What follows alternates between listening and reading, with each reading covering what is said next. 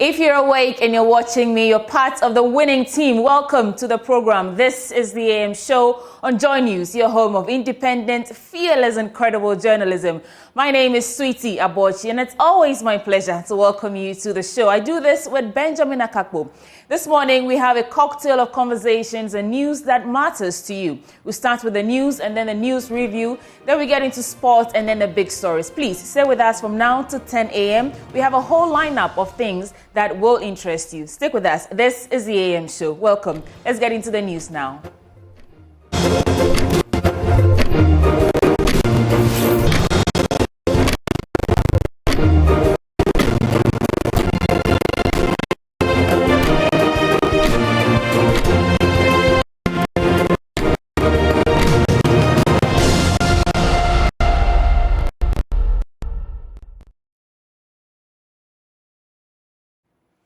Now, let's begin with the Ghana Cocoa Board, who's revealed to Parliament's Public Accounts Committee that the company lost 150,000 metric tons of cocoa beans to smuggling in 2023. This was made known by Chief Executive Officer of Cocoa Board, Joseph Boahinedu, when he appeared before the Public Accounts Committee yesterday.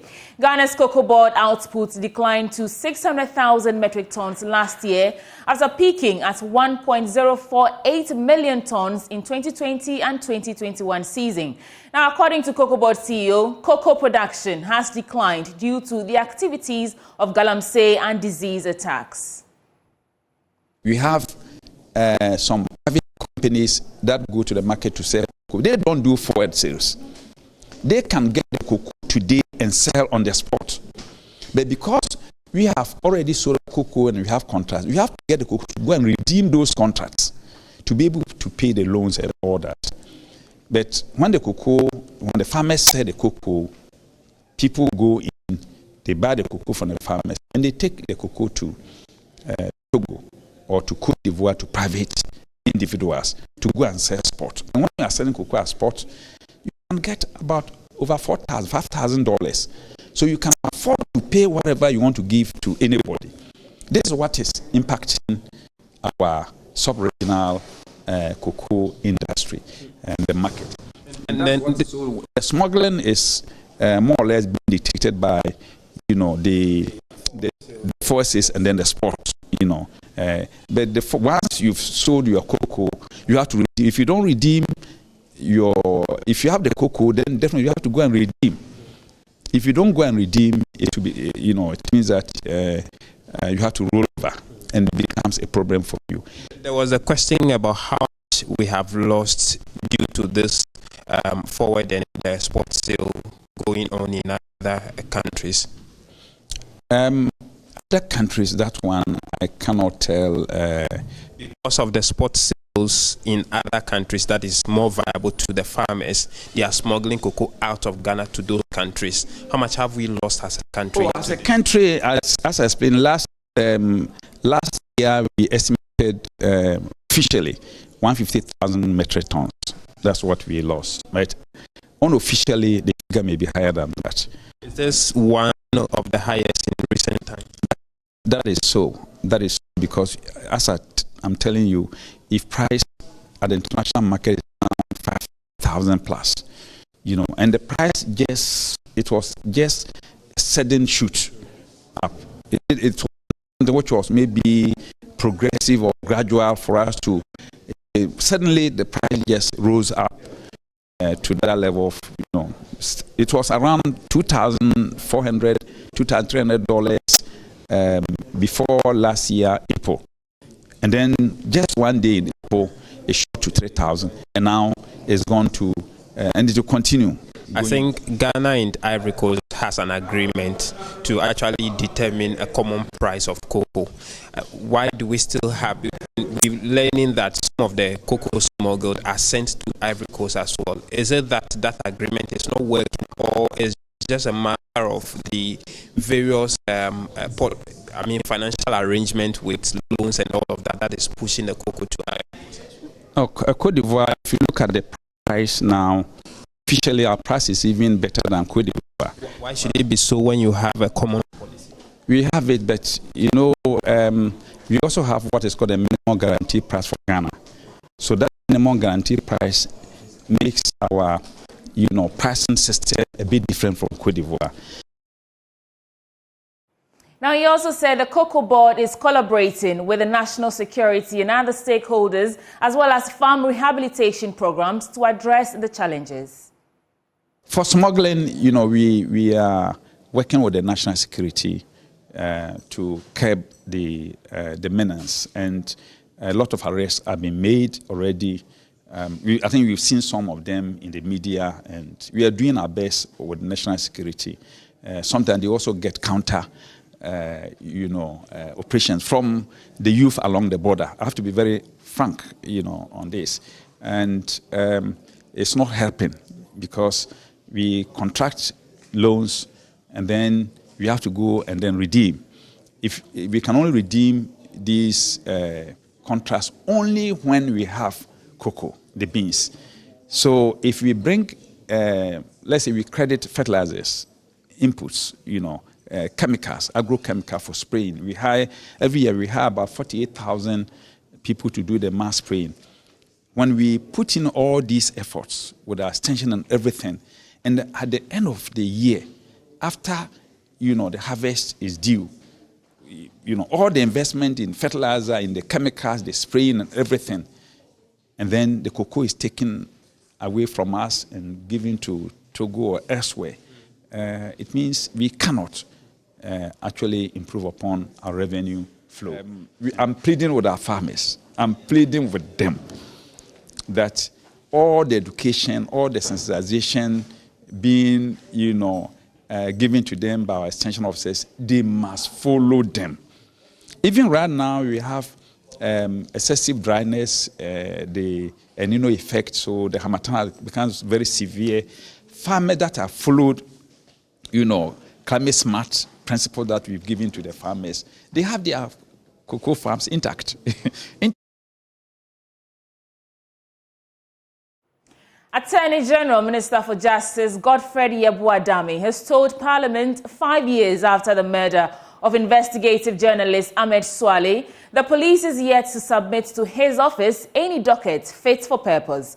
The journalist's murder continues to feature as a key reason for Ghana's slump on press freedom rankings. Answering questions in Parliament, the AG told MPs he continues to implore the police to intensify efforts to identify and arrest the killers of the journalists. The murder of the late Ahmed Swale. The Speaker, it is worthy to know that it's a matter being investigated by the Criminal Investigations Department of Ghana Police Service. No docket fit for prosecution or action has been built and presented to my office as I stand before you since the deceased died. It is therefore correct to say that the Attorney General is not seized of the matter. However, on being appointed Attorney General and Minister for Justice, the former Inspector General of Police, Mr. Opomboenu, paid a courtesy call on me on 29th March 2021. Being concerned about the failure to resolve this as well as other homicide cases, I inquired about the state of investigations into the matter. I demanded a report to the status of investigations, and the Director General of CID obliged my request and presented a docket giving an account of work so far done on the Ahmed Swale murder case. The information showed that the deceased Ahmed Swale was an undercover investigative journalist who worked with Tiger IPI. He was key in investigations that exposed malfeasance in some state institutions, and on 16 January 2019, two unknown persons on a motorbike with a covered license plate shot and killed the deceased in his vehicle at Medina while he was on his way back from a family meeting. The investigations by the police commenced immediately. Two empty shells of 9 by 199 millimeters were found on the ground, while 3 other empty shells and 3 spent pellets of 9 by 199 millimeters ammunition were also found in the car.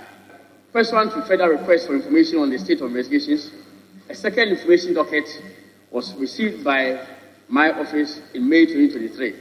The docket indicated that investigations into the case are still ongoing and that the identity of the perpetrators of the deceased was still outstanding.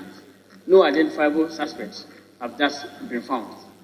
The Attorney General, in a letter dated July 2023, advised the police to intensify their efforts to identify and arrest the perpetrators and to inform us as soon as this is done. Well, moving on, sacked in Kwanta South MCE, Bright Langwe says although he knew his appointment could be revoked someday as a politician, he was not expecting it at the time it came. He says life has been calm for him without the usual political pressure. Correspondent Peter Senu has been interacting with Bright Langwe 2 weeks after his removal from office. 2 weeks ago, the news of the dismissal of some MDCs hit the airwaves. Bright Langwe, the MC from Kwanta South, was also part of the list. Initial attempts to have his comments on the development were not successful. However, after 2 weeks, he opens up for a conversation. How did you receive this disappointing news? Disappointing as you say, but I'm not surprised because I knew right from day one that the position I occupy is a transit one, it's a temporary one, it's not a permanent one, and so many people were looking for the same position I got, so I knew that the president can decide to fire me at any time, can decide to ask me to step down or relieve me of my position at any point in time. So throughout the position I occupy, I have this at the back of my mind. So it doesn't come as too much of a surprise, though I was not expecting it at the time it came. He says he wished he was given the opportunity to have his dream for the municipality come true. Even if we are to complete the 4-year, the term of the president, that is January 7, 2025, we would have been doing a little over 3 years. So yes, I was expecting that I will have the opportunity to complete with His Excellency the President Nana Addo Dankwa Akufo-Addo and be able to execute most of the plans that I have in mind. But unfortunately, it didn't happen. He also added he did not know what triggered his removal from office. Nothing in mind at the moment, but I think that the president in his own wisdom think that at this point in time, he has to relieve me of my position for somebody else to come. In his own wisdom, who knows, maybe he has something better for me. Maybe he feels that at this particular point in time, I have to step aside for somebody to come in. So I cannot assign reasons as to why the president decided that his decision is best and accept it as it is. He denies the protracted Nkwanta tribal conflict as the cause for his premature removal from office. Conflict resolution is and must be a collaborative effort. No single individual, especially somebody who is not even directly involved in the conflict, can end it. No. It must be the aim and the objective of all the factions that are involved to tell them, say, look, we have to do this and we can do it. He says he wished he could be reassigned by the president. I'm available. Is it your wish? I wish. Why not? I'm available to serve in any capacity the president deems fit for me. As you can see, I'm still young, I'm strong, I'm energetic. Any errands, I can run for the party, I can run for any ministry, I can run for the presidency, anywhere. Peter Senu for JoyNews. Well, gone very down long way there. Now, moving on to other stories, Asante Hene Otumfuo Osei II has indicated the possibility of turning around Ghana's economic woes despite the extent of deterioration. He admonished the newly appointed Finance Minister, Dr. Mohammed Amin Adams, to lead the charge of rebuilding. The Asantehene further drew the attention of the minister to the enormity of the task, especially as the demands of the public continue to soar.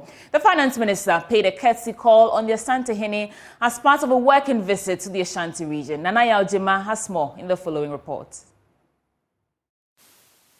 Decision to seek financial bailout from the International Monetary Fund by the government became relevant due to the ailing economy.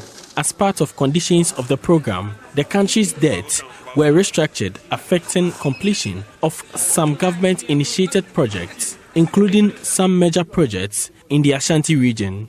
Asantehene Otumfuo Seitu II emphasized the need for favorable policies to ensure recovery.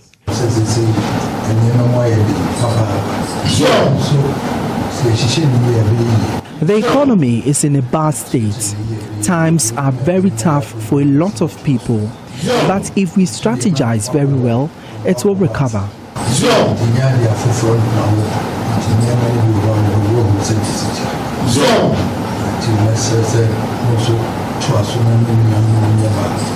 Wherever your elder brother left off, you have to continue.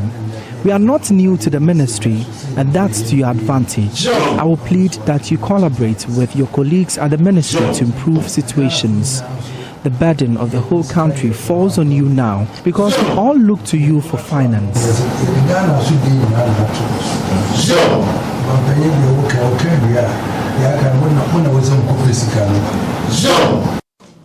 The Finance Minister, Mohammed Amin Adams, who is on his first official visit to the Ashanti region after assuming office, sought to get updated on some stalled government projects in the Ashanti region. The Kumasi International Airport, which is about 70% complete, was one of the places of interest. Project manager George Tavares explained the extent of work done so far, reiterating the project stalled for financing. The control tower, what is missing there is the installations, MEP installations, finishing and equipment. All the exterior of the control tower and the fire building is already concluded. Have done this, the airport management can migrate here to this terminal, and the control tower can migrate also for the new control tower. Yes. Then once this is done, we will demolish the old facilities. According to the Finance Minister, efforts are being made to release an outstanding 2 million euros to the contractor after the release of 7 million euros in December. An agreement was reached with the contractors to complete works by end of April. This project would have been completed some time ago, but for the challenges that we faced. Having said that, we have made renewed efforts to address those challenges. And as I indicated earlier, part of the outstanding amount of money which was to be paid for the project to resume has been paid to the contractor. What is left is about just 2 million euro, which we are going to do within 1 week. So that the contractor will have no excuse as far as funding is concerned to work to bring this to completion. Meanwhile, contractors for the stalled mother and baby unit at the Konfanoche Teaching Hospital have received 14 million euros to return to site. Dr. Amin Adams is expectant of the impact the investment will make in the construction. Of course, the hospital has challenges, and we are going to begin to give some agency. I mean, we are in our last of our term, and so we should work to get them to appreciable level of conclusion. But I'm very optimistic that we are going to bring the aid. The good works we are doing, what the president has delivered to the people of Ghana, I believe will be reciprocated by the people of Ghana by keeping our party in government so that we can start new projects and complete those we haven't completed yet. So thank you. Thanks to all of you. For JoyNews, Nana Ojima reporting.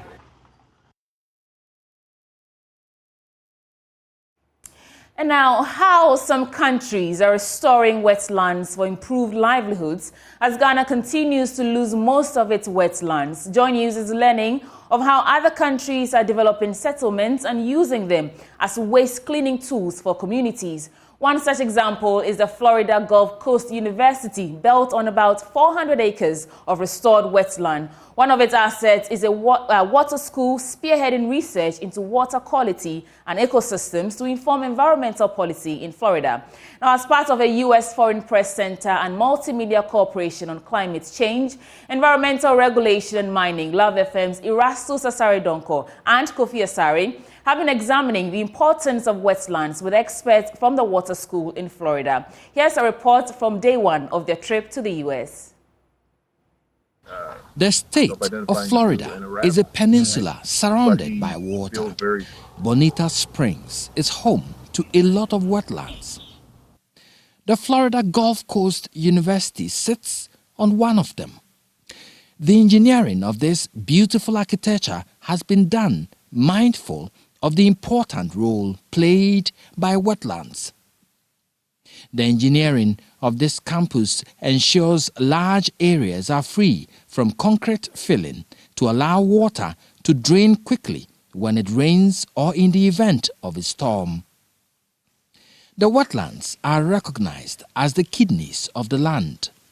Wastewater from the university is cleaned as they pass through from one end to the other. Professor Brian Bovard is an associate director of the water school and an associate professor at the Department of Ecology and Environmental Studies at the Florida Gulf Coast University. The people that designed the campus really tried to take advantage of the wetland systems that we've got here because the wetlands perform lots of really important processes that are important to us as a species, right, as humans.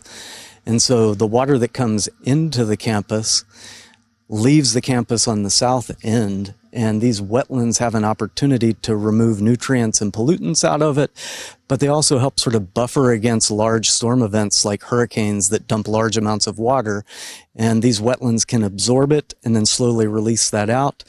And they design the campus with ponds as well that help sort of move water in excess off the campus. Today, Professor Wynne Everham takes the team on a tour through the wetlands of the FGCU campus. He shows us one of the beautiful attractions on campus, the Cypress Dome, a canopy of cypress trees growing from the wetlands. This is the cypress trees, and they grow all around here. This part of the university's campus. Now, mind you, back home, we build in wetlands. And we continue to say that you cannot build in wetlands. But the entire university is built in the wetlands. But they are able to utilize the wetlands in such a way that this serves as the kidneys that purifies the water that comes from the community. So there is that symbiotic relationship between the community, their wetlands, and their very existence, and they go hand in hand. Professor Everham, or Wynne as we call him, emphasizes the importance of wetlands in every environment. I think that we can put people on landscapes like this if we protect good chunks of wetlands and uplands embedded in them, like we've done on this campus. It means that we either build less in any one place or we build up in those places rather than out. And that's a different way of putting people on the land. I don't think the solution is to stop building homes for people. People need homes. I think the solution is to think about how they can fit into the land rather than fight with the land. You're fighting with the land if you decide to drain this swamp and put something here. You're figuring out how to live with the land if you're honoring the role this has and finding a way to fit into the landscape instead of impose your will on it. So I think the debate is not about whether we can build or not build. in wetlands. But it is about considering what kind of development we can do on wetlands, how we do it, the technology, the know-how, leaving part of the wetland to soak our waste and what we do to the environment to serve as kidneys for the environment. In Ghana, improper development of wetlands leads to perennial flooding of cities like Accra and Kumasi. Perhaps it is not the development of the wetlands that creates the problem, but how it is done that counts. Reporting for Joy News, Erastus Asaredonko, Florida, USA. Erastus Asaredonko there with that wonderful report. Now that's how we wrap up for AM News on the AM Show. Up next is the news review with Benjamin Akakbo. He will be joined by political expert Dr. Kwame Asah-Asante for the news review. Please stay with us.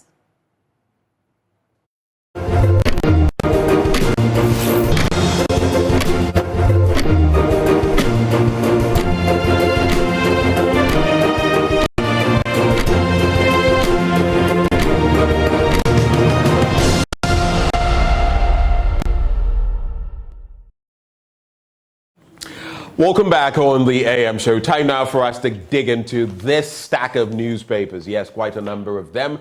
And I'll be doing so with my guest, as we do every midweek, every Wednesday. But right before we get into that, you know how we do it. I'm going to introduce to you Endpoint Homeopathic Clinic. In case you've never heard of them, in case you have heard and never made a call to them, today could be your day. And here's why. They're offering, if you're a man, prostate screening for free. What you If you're a woman, fertility screening also for free, gratis. And that's why you ought to take advantage. You don't know the status of your fertility. You don't know the status of your prostate. And you're walking about thinking everything is fine until boom, something, unfortunately, happens. We don't pray for that, but they say prevention is better than cure. And that's why I'm offering for you Endpoint Homeopathic Clinic. Reach out to them at any of their branches. In Accra, they're at Spintex opposite the Shell signboard. In Kumasi, Kronum Abuehia behind the Angel Educational Complex. In Takrady, Anaji Estate is where they can be found. They are also here in the Greater Accra region, Tema, Community 22. Techiman Hanswa and Siamantama. Their call lines are 0244 867 068 or 0274 234 321. Endpoint Homeopathic Clinic, the end to chronic disease. But just the start of the news review.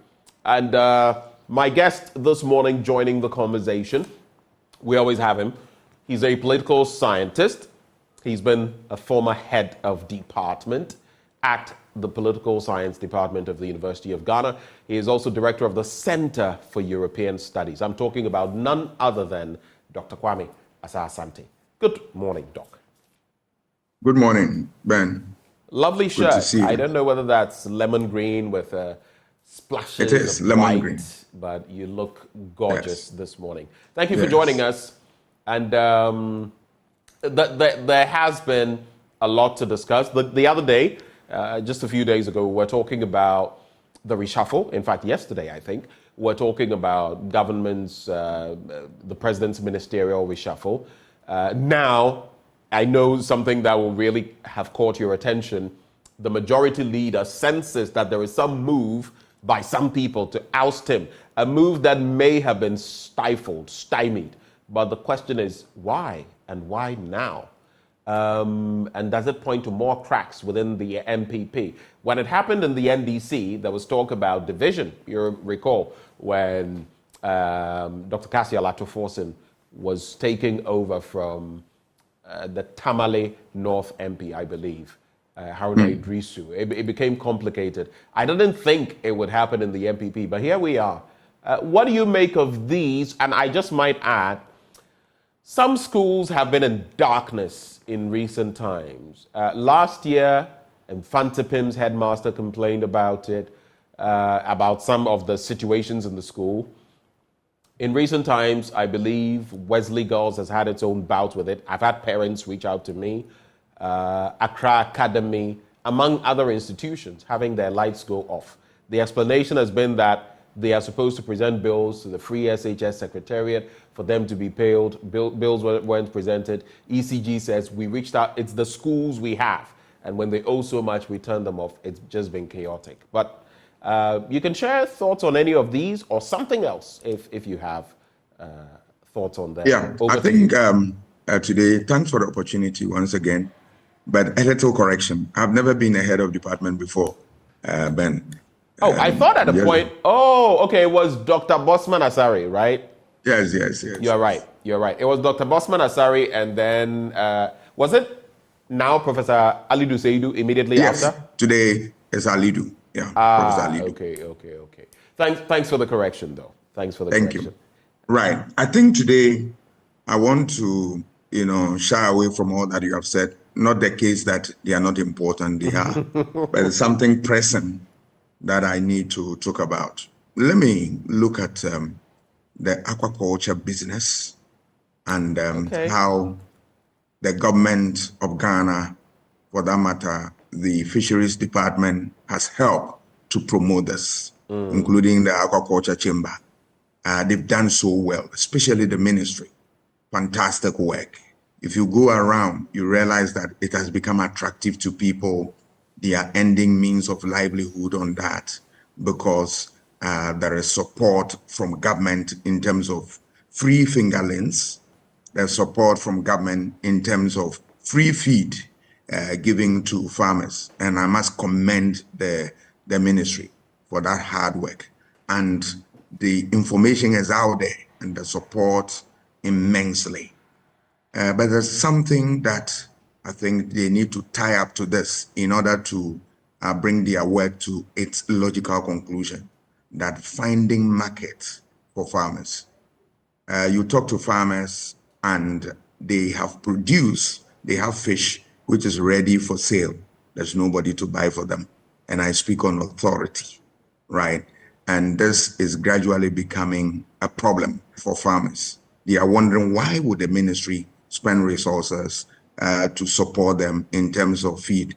Ben, I can tell you without fear of contradiction that the feeding of these animals, this fish, is so expensive.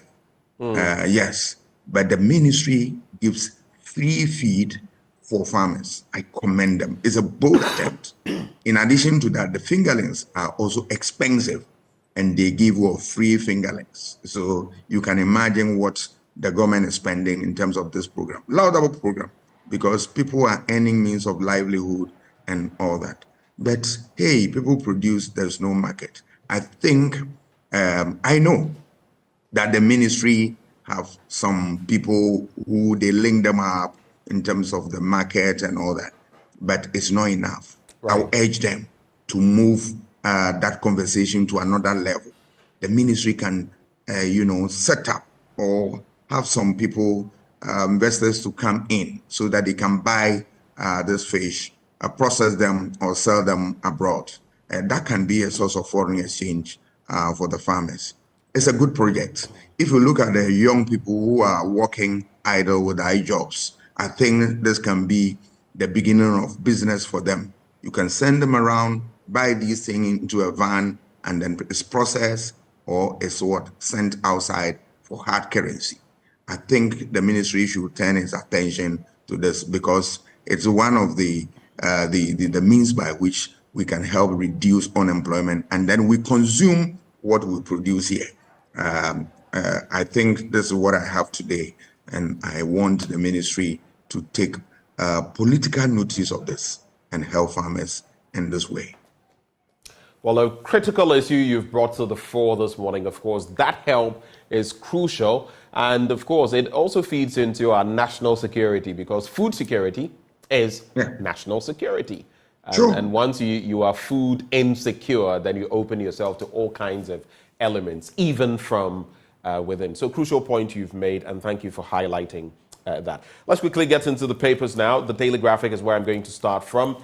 Graphic Zoom Lion Clean campaign. Regions brace for sanitation competition. There was talk about that yesterday. Ghana pushes towards late fertility. I'll be telling you what that is all about on page 13. Political interference fuels Galamsey and forest reserves. District managers cry out. Oh my word, Ghana and dealing with Galamsey. Free SHS Secretariat forwards 5 million Ghana cedis to schools for electricity bills. That issue I was just talking about.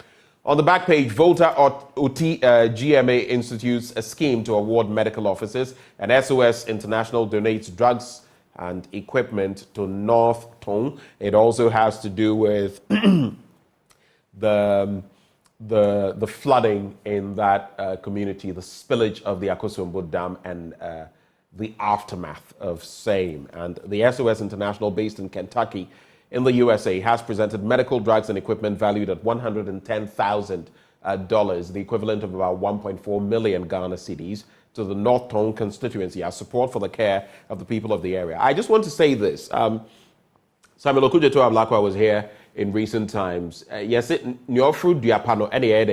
piano. And I feel he's shown himself, especially, forget about his talk about the National Cathedral and the president's travels and all of that. In this instance, something happened which affected the people in his catchment area as well. And he rose to the occasion, stood up, and did what had to be done. And like we said, you climb a good tree, so to speak, and then people push you. You've had a lot of people coming in. He's put up 2 facilities there, not single-handedly. And more of this keeps coming in. So I guess example for other, not just members of parliament, other leaders from the districts, from the assemblies, whatever, ministers. When you do it, people will see and support. I don't know whether you have any quick thoughts before I go to the other stories. I think I commend MP as a good cause. This is why we vote people into office, to represent the people. One of the functions of the MP is the representation function. You represent not only the interests, but the aspirations, dreams of the people, as well as dealing with their problems. And when you chance upon their problem, you bring it to light, to the attention of Parliament for onward, submission of the issue to the depths of what government. This is exactly what the gentleman is doing. We support him and we want people to emulate his good example. Let us build a society where we can support one another at all times. That is all the essence of our democracy. That when we work this way, democracy will be seen as an important system of government that provide all that we need as a society. It is true that democracy has its own problems, and sometimes dividends takes time for us to realize. But for me, it is the only game in town. And no other system can work better than democracy. I am for democracy, through and through. Well, let's go on to other stories. Regions brace for sanitation competition. An initiative to rank all 16 regions on how environmentally clean they are has been launched in the Volta Regional Capital Hall amid pomp and, celebration. Now, to win the competition, a region has to pass an inspection of surroundings by an environmental team. And the team will look for a matrix of things bordering on cleanliness and proper waste disposal management and methods for a maximal score of 60%. Popular votes from the public will weigh up to 40% for a composite index of 100%. The Graphic Zoom Lion Cleanest Region Ranking Campaign is a partnership initiative of the Graphic Communications Group Limited and waste management company Zoom Lion Ghana Limited. When I got to Inho, I met Pomp, and back then, Lexus and Structure, at least our time, everything, it's always pomp and pageantry. So I got there, I saw pomp and celebration, and I stalled in my brain. Yes. Pomp and celebration instead of pomp and pageantry. I was just laughing in my head in a momentary second there. But let me add the 2 stories, the one on Galamsey and Free SHS, and come to you, Doc.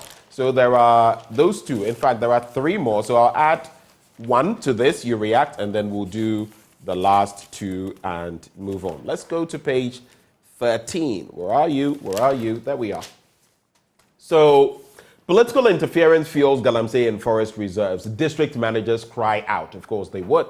Now, forest reserves in the country remain under siege by illegal miners in spite of efforts by the Rapid Response Team of the Forestry Commission to weed out the menace. Now, interference by politicians and traditional rulers continues to fuel illegal mining, popularly called galamsey. Some district managers of the Forestry Commission said it was worrying while their rapid response teams risked their lives to arrest recalcitrant illegal miners under precarious environments.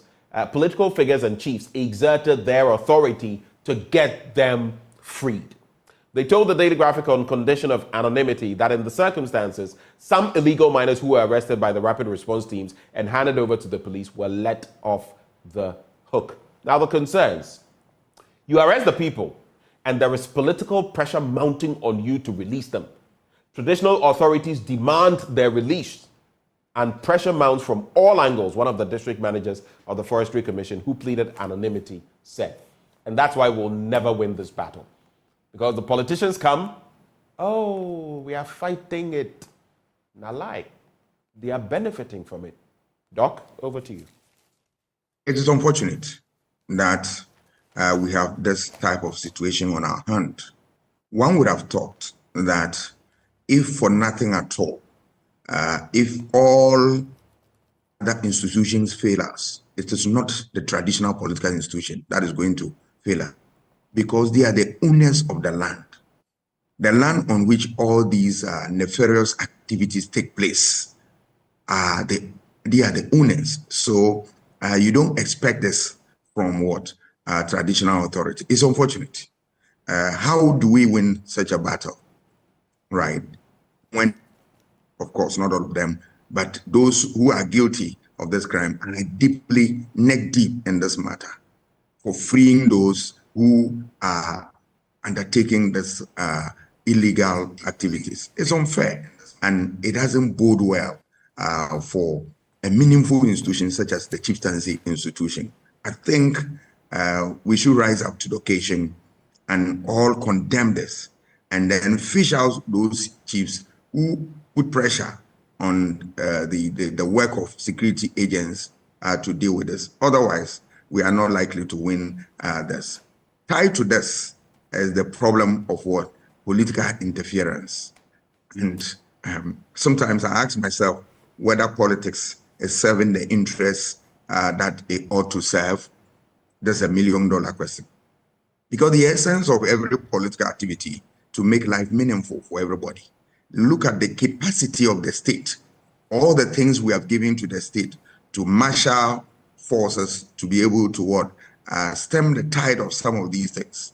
And the state becomes complicit in this type of business because of what? Political pressure. That, for me, it's worrying.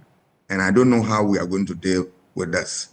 But there is a caution I want to sound here, that if we think that whatever we have, we don't appreciate it, we should wait and lose it. There we'll see, right? There are people who have, because of one problem or another, don't have forests today.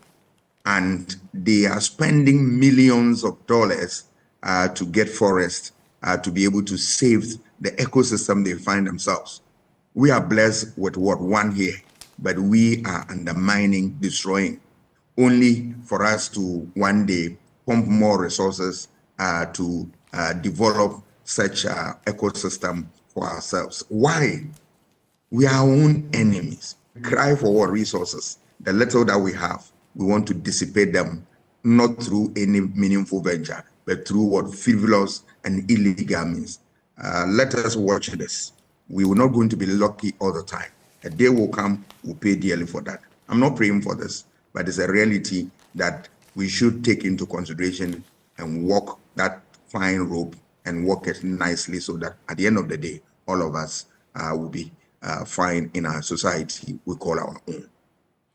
Before we do any international stories, let's just take a quick look at these two other stories right here in Ghana. The first, Ghana pushes towards late fertility. It got me a bit concerned because, you know, of the state of Japan and how elderly their population is. A very elderly population. And now, even in places like Japan, China, South Korea, it's difficult to get people to marry, much less talk about having children. And it's becoming a problem, age gap.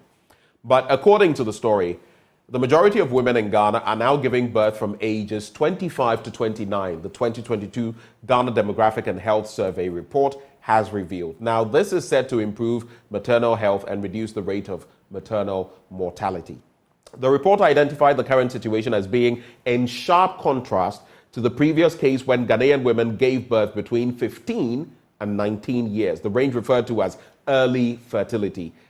With the current situation representing a push towards late fertility, the survey conducted by the Ghana Statistical Service further revealed. Now, the Deputy Government Statistician of the GSS, Dr. Faustina Frimpong Engwa, disclosed this at the dissemination of the 2022 GDHS report on household water and sanitation, fertility and family planning in Accra.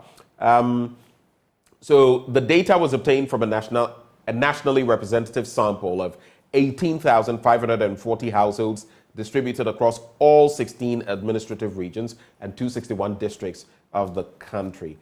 In terms of pregnancy, providing further details about the report, Dr. Frimpong Ingwa said 82% of pregnancies that occurred in women 15 to 49 years surveyed for the report resulted in live births.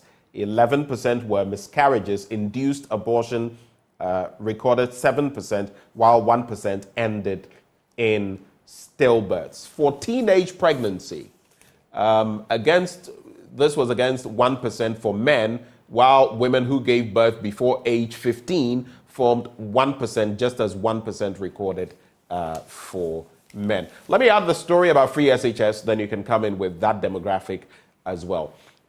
Free SHS Secretariat forwards 5 million Ghana cedis to schools for electricity bills. And the Free Senior High School Secretariat is forwarding 5 million Ghana cedis to the Electricity Company of Ghana to defray part of the indebtedness of second cycle schools like Accra and other institutions that have not had light. The move is to prevent the ECG from taking further action against the schools that are indebted to them.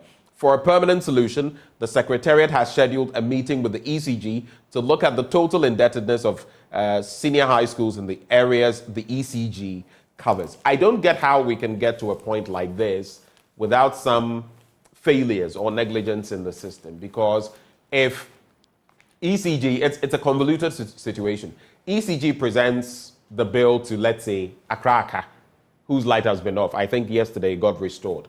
Yes. Now, Accra supposedly now has to forward that bill to the Free SHS Secretariat before the bill is paid. I don't know whether to Accra to make the payment or directly to ECG or whatever the situation may be. It sounds a bit convoluted to me, and this is not the first time we're having such a situation. And I'm wondering what in the past has been done to address a situation like this, because in a school, once the light goes off, nothing can be done anywhere.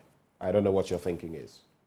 Yeah, Ben, I think it's a very worrying situation we have on our hand.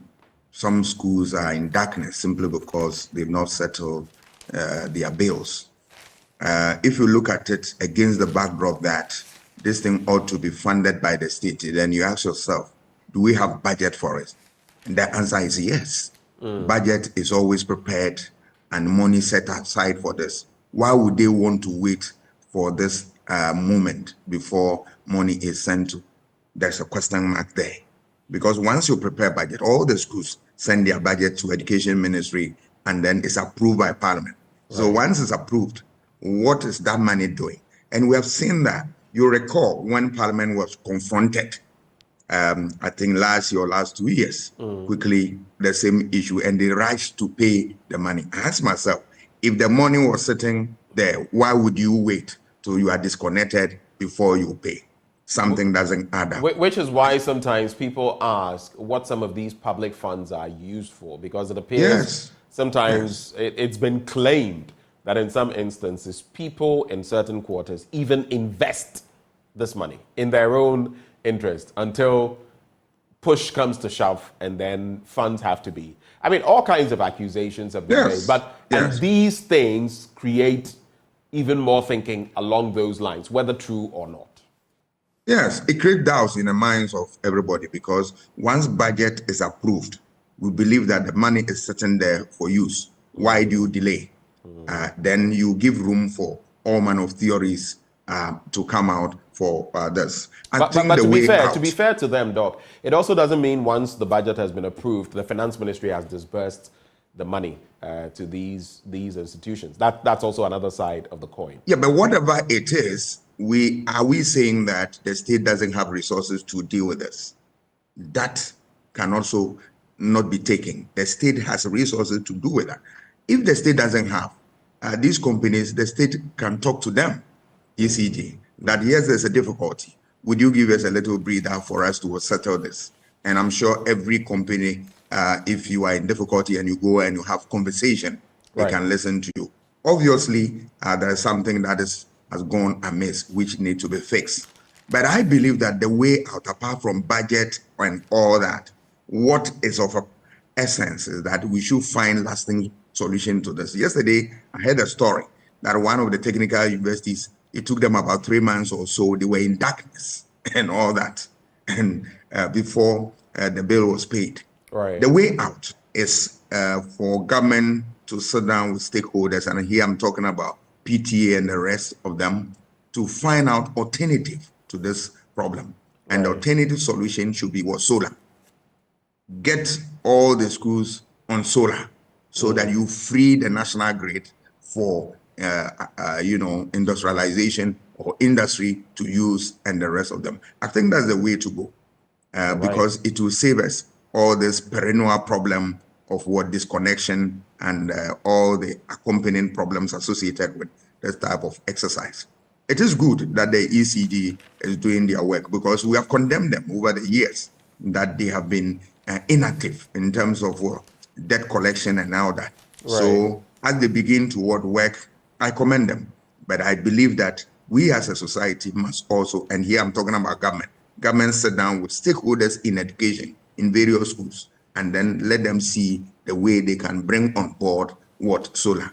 Once you put the schools on solar, I think we'll have some respite to be able to have resources to do other things. Yeah. On the international front, I also look at the fertility, the late fertility issue. Right. Yes. From the statistics, I get the impression that we are gradually winning the war against teenage pregnancy and all that. Teenage pregnancy, yes. That is a good thing. Those in charge of that, we commend them, but let them continue the effort until we realize that there is zero record on that.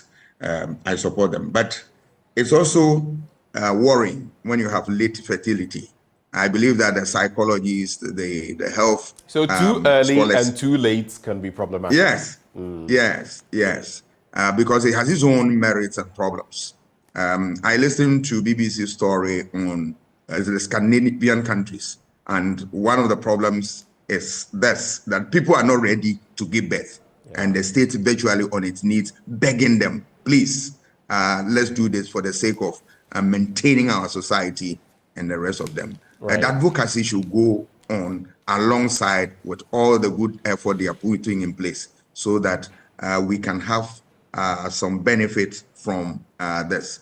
This has its own advantage where you see career people now taking on board the issue that let me build a career before I have a family and the rest of them. But the consequence is what we are seeing. So the careful balance is what we need, and that should come from scholars, experts, so that we can marry the two, marry the issue of getting your livelihood intact, and at the same time having family, so that we can continue to exist as a society. We need the two work in tandem so that we can have a better society. The conversation must continue. On the international front, military leaders dissolved government in Guinea that we've heard of. Navalny's body to be held 2 weeks for chemical analysis. That is in Putin's Russia. And South Korean doctors protest plans to add more physicians. In developed economies, major economies, it has one of the lowest doctor-to-patient ratios. And now the doctors are protesting the government's bid to add more medical school placements. But let's get into the Ghanaian Times newspaper. At pack sitting, Ghana loses 150,000 tons of cocoa through smuggling. That's according to the Cocoa Board boss. There are no changes to our leadership. Majority caucus dismisses claims on that story is on page 8, but we all saw what we did in Parliament yesterday. And justice will be delivered in Ahmed Swale case. That's according to the AG, who shockingly, though, says that the Criminal Investigations Department, the Ghana Police Service, they've not provided evidence, anything tangible on which he can ride as Attorney General in the case of Ahmed Hussein or Ahmed Swale, but he says justice will be delivered. I found that almost shocking. Yeah. So page 8, just to get into the story and then you can share your reactions. The Majority Caucus has dismissed rumors that a change has been effected in its leadership in Parliament. The caucus said it had not contemplated making any changes to its front bench and that reports suggesting a change had been effected should be treated with the contempt it deserved. But of course, rumors were rife, and yesterday we had members of Parliament from the majority side speaking against it. Whether there was a move, whether there was a planned coup in that sense, which was foiled, no one knows. But once you've had members of Parliament on the majority side speaking to the issues, speaking into the camera and, rooting against it, then obviously they say there's no smoke without fire. Any quick thoughts before we move on? Yeah, I think I will start with the happenings in Parliament relative to this statement we are hearing that there has been effort to change the leadership and all that. I'm surprised to hear this because that is the house of lawmaking, that you use rules and regulation you pass them and then we use them to regulate the conduct of the whole society. Why are they not using the same thing in Parliament? But yesterday, listening to them, I got my relief from the fact that they have now commissioned the new what do you call the standing orders. And now what the standing orders is saying that the caucus should select their own leaders. Right.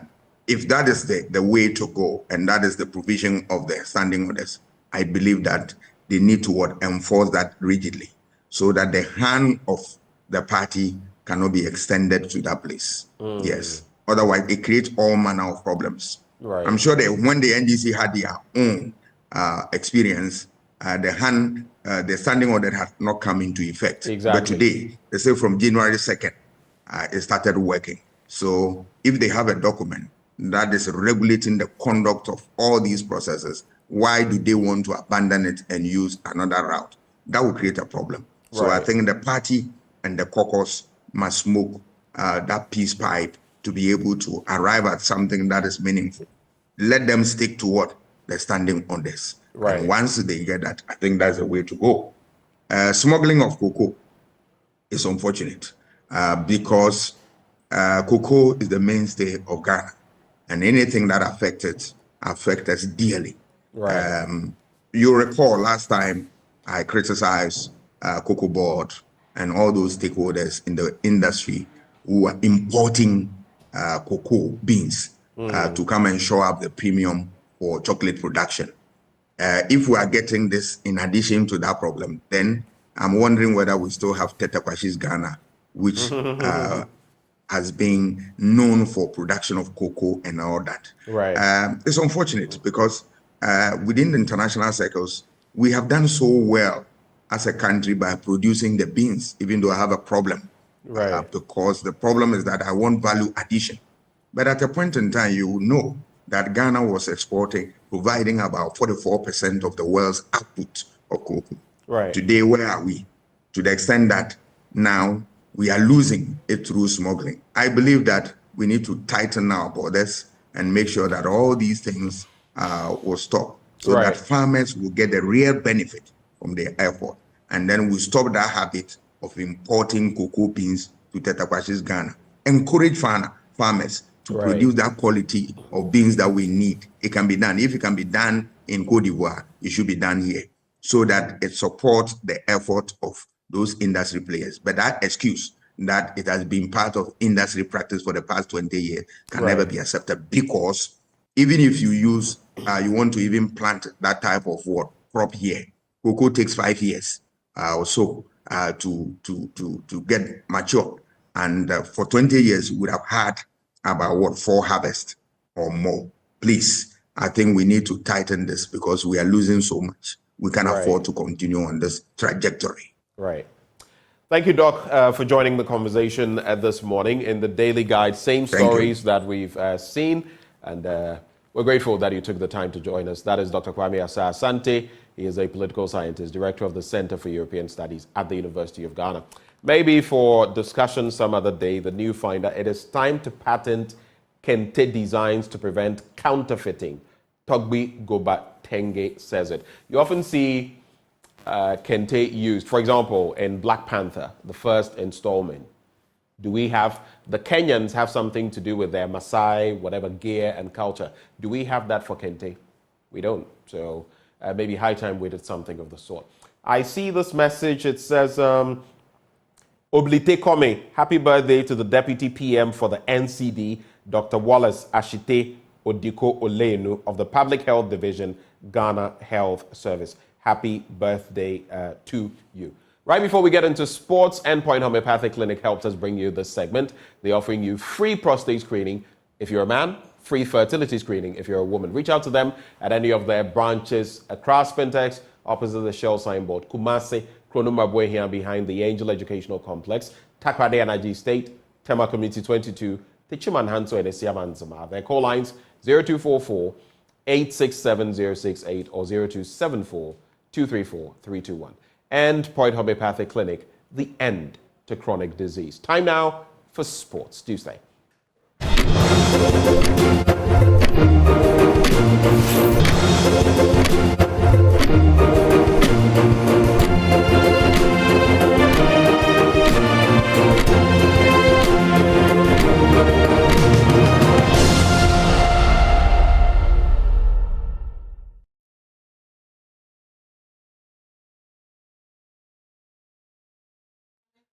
AM Sports here with me, Muftau Nabila Abdullah. Last week, there was a demonstration against the leadership of the Ghana Football Association, dubbed Save Ghana Football. Well, this time around, it was Togbe Maslesen that came from the camp of Accra House of Folk as fans of the club marched the streets of Accra, demanding that members of the board of the Phobia fraternity resigns. Let's hear from some of them as they march the streets of Accra.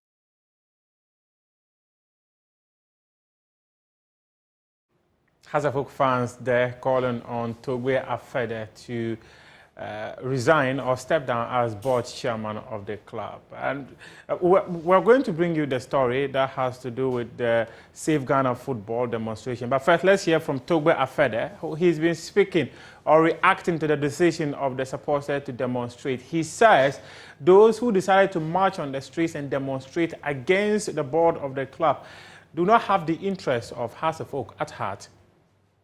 everything is being done to strengthen us in our pursuit of the ultimate preeminence in African football. And this much we've communicated time and time again. You know, for example, we're going on demonstration yesterday, and I asked myself, what do they want? What do they want? What do they want that we haven't done? We've done everything. You know, after all this, the only thing that House will not have is a stadium. We are streets ahead of, you know, all of our counterparts. I would say the whole of the South region will come out as one of the very best. So sometimes it's difficult to know what they really want. And so it leads you to believe that they just don't want the progress of this club, unfortunately, I'm sorry to say. You know, no matter what we do, they don't seem to like it. They all are aware we just got a new coach. They all are aware we just got a new MD. So what are they demonstrating for? We talk about in place a new board and announcing that new board at our next AGM, which we had planned for this month. Delays in the audit of the accounts have meant that we have to postpone. So if we are going to have a board in place next month, what are you agitating for? It looks like agitating for agitating's sake. You know, it looks like people who don't really, a few minority who don't want to succeed. So whenever we take very good steps, they probably want to divert our focus. I would plead with them to try to be real supporters. Real supporters, even during difficult times, stick by their clubs. You know, and they should remember that we love the club as much as they do, if not more. That's why we spend time and resources on the club. You know, let them be real supporters. You know, not people who want to cause distractions, diversion of focus from the things that matter that we should be doing. I mean, yesterday the demonstration in particular was so much uncalled for, but when they've all been aware of the humiliation Ghana suffered in Ivory Coast, which is partly blamed on the fact that not enough investment has been done into the game. Not enough investment has been done by way of infrastructure. So if we are doing that, if we are setting the pace, I mean, they better feel proud about what we are.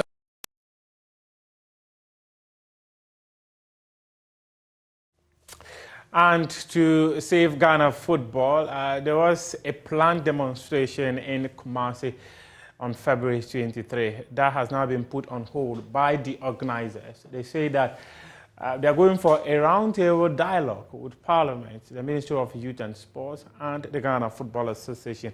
A statement that was released on Tuesday says that conveners of the Save Ghana movement wishes to notify the public of its intention to put on hold the second protest originally slated for Friday, February 23, 2024 at the Garden City, Kumasi. This decision was arrived at after a positive round of talks between the group and Parliament of Ghana, as well as the relevant bodies whose duty we believe it is to revive the passion of the nation, which is football.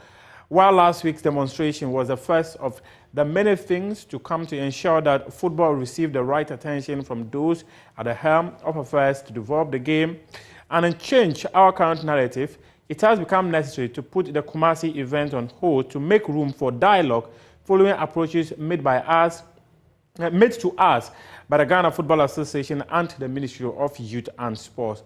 It is an open secret that the football ecosystem is evidently collapsing, and our demand that the nation embraces this unique opportunity to reform and set the game back on the path of its glory days has so far received the right attention from the various quarters petitioned. So following the official letter from the GFA in acknowledging receipt of our petition and an invitation to an open dialogue, the leadership of the conveners is expected to meet the officials of the group's petitions in the coming days to further dialogue on the way forward regarding our petition. So foregoing, leadership has taken the decision to put the Kumasi demonstration and all subsequent ones on hold to meet the appropriate bodies to discuss the way forward before deciding on the next move. would like to assure stakeholders of Ghana football that this decision is in no way the conclusion of the matter. We only arrived at it to make way for dialogue, hoping that this dialogue puts us back on the right track of football management once again. We shall engage the general public accordingly on outcomes of our meeting with all stakeholders, as well as future rollout plans in Kumasi and other parts of the country. Save Ghana football, where is the love? That is a statement from the conveners of Save Ghana football.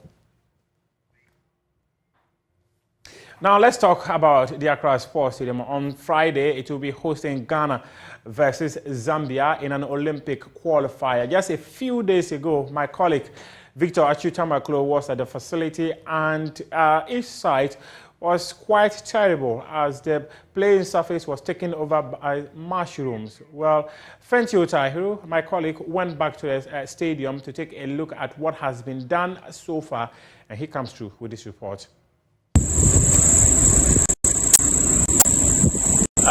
So I'm here at the Accra Sports Stadium to check out the pitch. Now, 2 weeks ago, my colleague Achutamaklo was here to do a report on the state of the Accra Sports Stadium pitch, and anyone that saw that pitch was outraged, rightly so, because there were mushrooms springing onto what looked like weeds, not necessarily grass meant for playing football. Exactly 2 weeks later, we are back here, and I have to say that credit has to be given to the NSA and to Frank Boahing and his green grass technology for the speed with which they at least brought this pitch to the state that it is now. It's looking green, it's looking lush. Now, I'm no expert at pitches, but obviously I was here to watch the Black Queens train as well, and the ball appeared to be moving smoothly. Now, there are other conditions that could disrupt or that could provide a challenge as to the quality of this pitch, and those include, for example, heavy rains. But until that happens, for now, I just have to give credit to the people for at least working assiduously to make the pitch at least green and playable within such a short period of time. The motivation for doing such reports is to put authorities on their toes, so that people who are paid to do certain work actually deliver on that mandate. And on that score, following that report, the work that has gone into this pitch has been impressive. Now, there's still some time to perfect this pitch. The game is on Friday, and I see lots of groundsmen still working on the pitch. That Black Queens versus Zambia game is on Friday, and then the Africa Games, of course, is starting on March 8th. My hope is that nothing else happens on this pitch to disrupt the work that the groundsmen have put into this so far. If that can happen, and they can work on this uninterrupted up until when we start the Africa Games, I'm confident we'll have a quality pitch to use to play the games. There are other aspects of the stadium that needs work. For example, the washrooms and even the seats. I have always contended that there is no way anybody should buy a ticket to come into the stadium to watch a football match and still have to invest in a handkerchief to come and clean the seats. That is the NSA's job. The washrooms have to be kept in pristine condition. But that is a subject for another day. I'm just here to say, as far as the pitch itself is concerned, I have been very impressed with the work that's been done. Hopefully, that continues going into the future. So, well done to everyone involved. Meanwhile, the Accra Sports Stadium, power to it has been disconnected by the Electricity Company of Ghana over a 400,000 Ghana cedis debt owed the ECG. And there are concerns that if the match involving Ghana and Zambia could go under floodlight, that might struggle because one of the standby generators at the Accra Sports Stadium hasn't been functioning for months now. Well, the National Sports Authority, which is the agency responsible for the facility, have not been able to settle this debt despite countless opportunities given to them by the ECG. ECG had given them a deadline of last week, Friday, but they were unable to make the payment, forcing the Electricity Company of Ghana to disconnect power to the stadium on Monday. So currently there's no power to the Accra Sports Stadium, and also there's no power to the Cape Coast Sports Stadium. There's no power to the Aliyu Muhammad Sports Stadium. Aliyu Muhammad Sports Stadium has not had power for about a year now. The Cape Coast Sports Stadium has not had power for months now. So the bigger question is, why is the National Sports Authority struggling to be able to pay monies to the Electricity Company of Ghana to have power? That's a major question, and the leadership of the authority would have to rise up and make sure the power is connected to the facility. And one of the interesting things that has actually come to the attention of Joy Sports is the fact that many of people might have seen a picture trending on social media about how they were trying to bring back the Aliyu Muhammad Sports Stadium pitch. Can you imagine, or just imagine, that despite how horrible that facility is, it has been rented out for a major concert on the pitch again? Well, the authorities have asked those internally to stop. They should ensure that that does not happen on the pitch. Now, let's move on and bring you other stories. And we are going to England, where reports have emerged that Kylian Mbappe will be going to Real Madrid. Reports actually even suggest that he will be earning about £15 million at the end of every football season.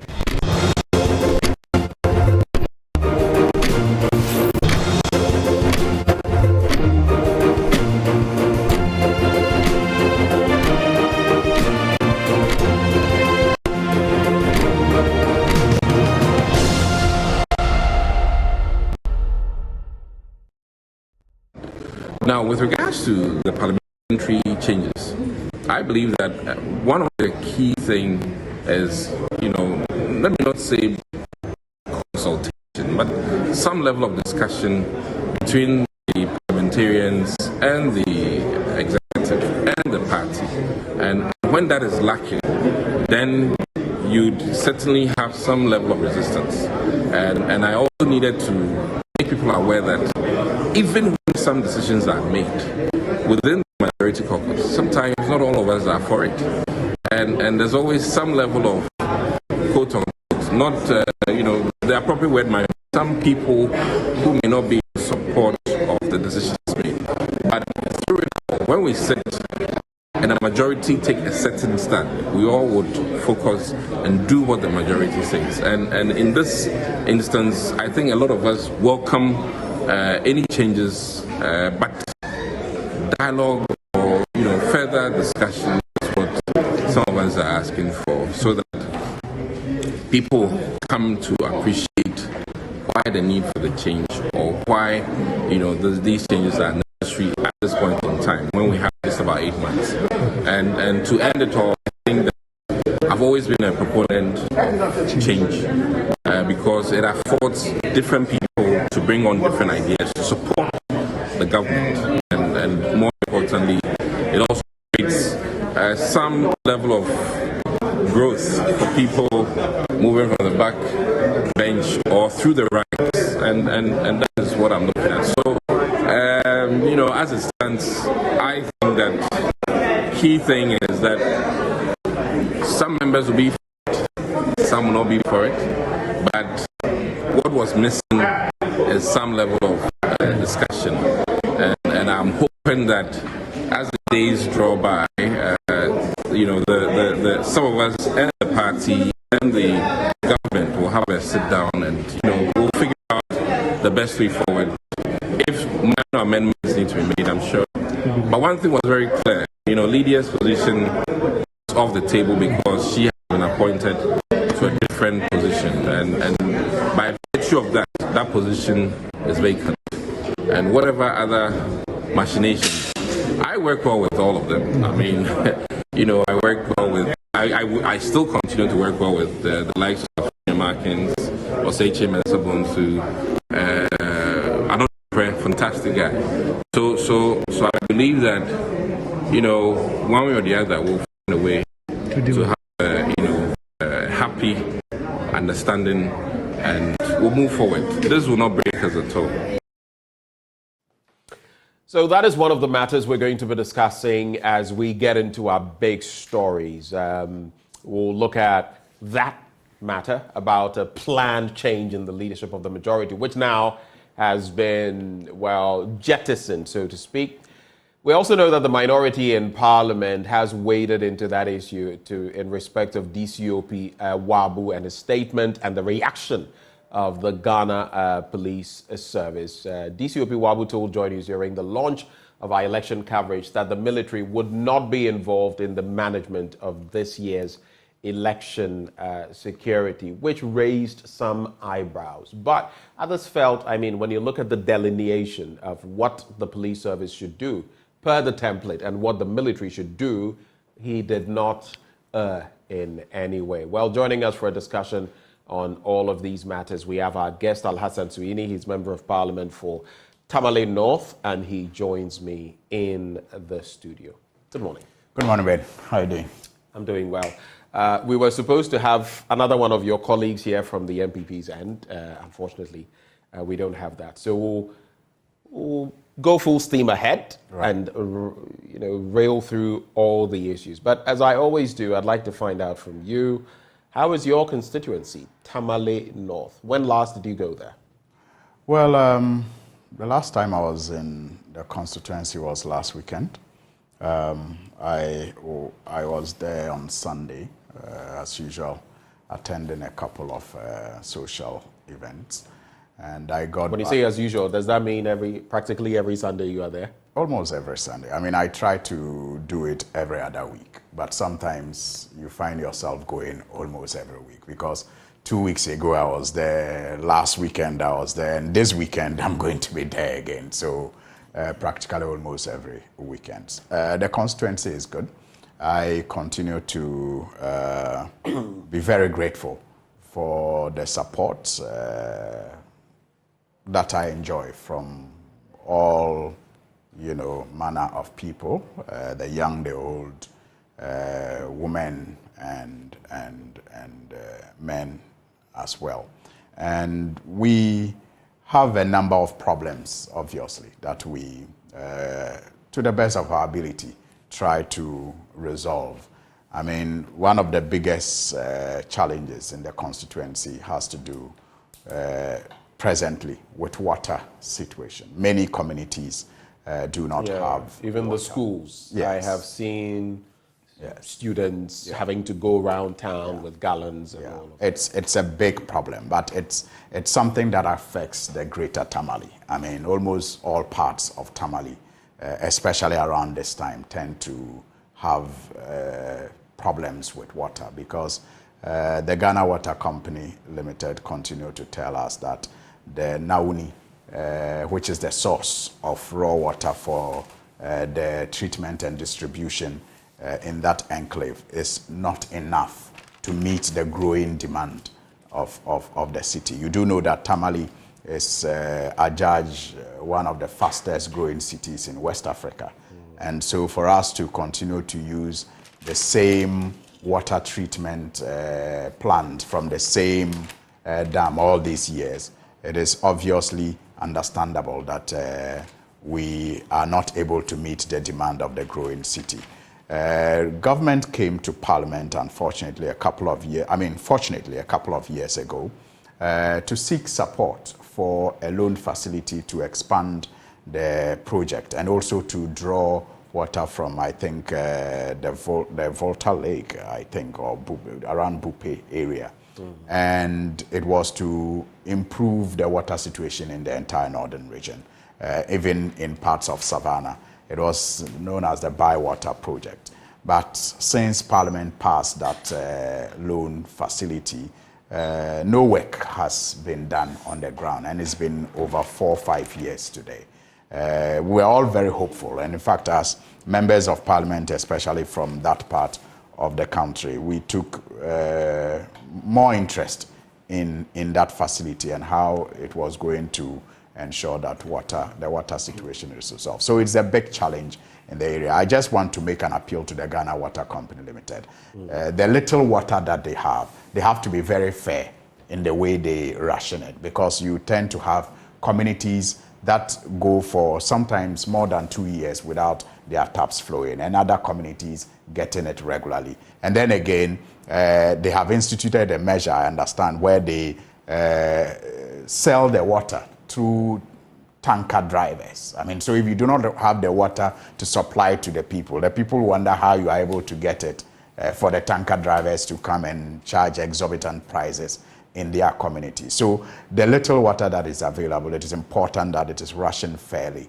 so that at least it can ameliorate the problems. Look, the joke in town is that it even affects people's ability to marry, because what, the water? Yes.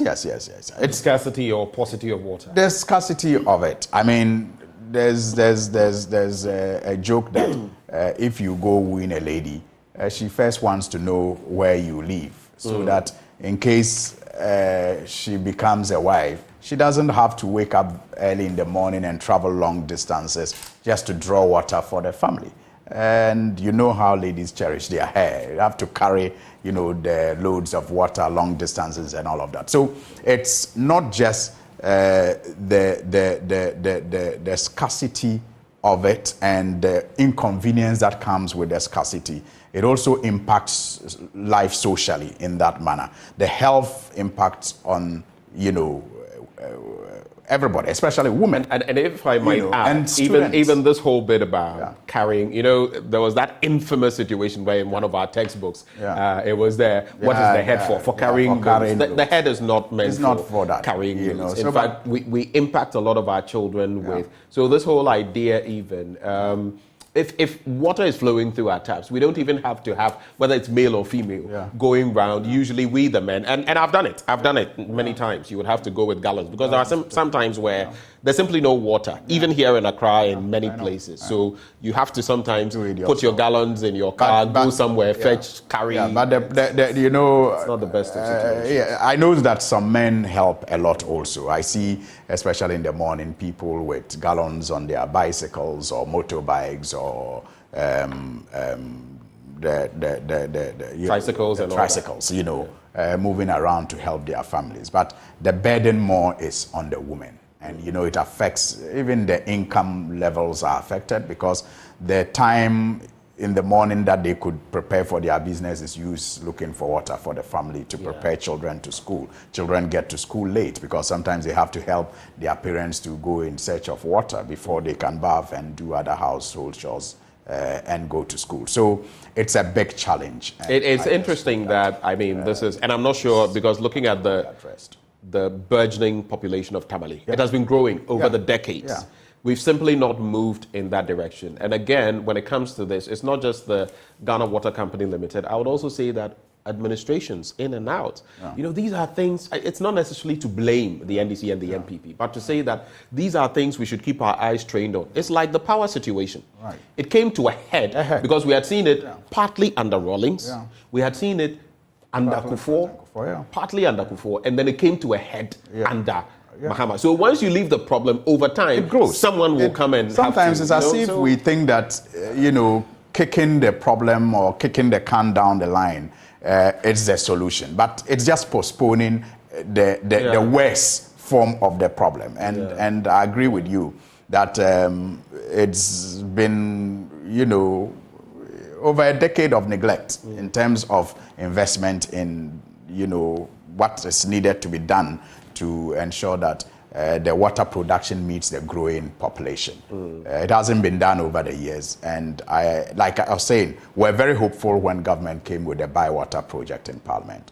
We took particular interest in being part of the process of getting it approved. I am not a member of the Water Sanitation or Works Committee. But I participated in almost all their meetings. I recall a number of times where the then minority leader, who was not also part of the committee, had to make time to be part of the committee, because we had special interest in that project, and we facilitated in getting it through. Unfortunately, I don't know what the problem is with unleashing or releasing the funds that are required for the project. So are you by this? We also know that there are serious problems. I don't know, Galamsey and its effects on water, even today we're talking about that. But are you by this calling on the Ghana Water Company Limited to do more. What exactly do you want them to? I'm sure some of their top officials are watching. What are you calling on? I mean, like I said, yes, we agree that the city has grown beyond the capacity of the existing infrastructure that they have to produce enough for everybody. But at least they still have some reserve. So the appeal is that they must be fair in rationing what they have. Okay. Because we have received complaints from our communities that some communities, in fact, a couple of weeks ago, I was meeting with community members of the Sakasaka caucus area. And, you know, for almost a year, they have not seen a drop of water come through their taps. The other time I met with the Kalpohene Estates people, same complaints were brought to my attention. But then you have other communities that tend to get it regularly, or at least once a week. So the appeal is that they should make it fair. They should make the rationing process fair. And then the concern of community members or constituents is that you have tanker drivers who go and get the water from the Ghana Water Company Limited and sell it at exorbitant prices. In fact, even the Ghana Water Company itself has tankers, and they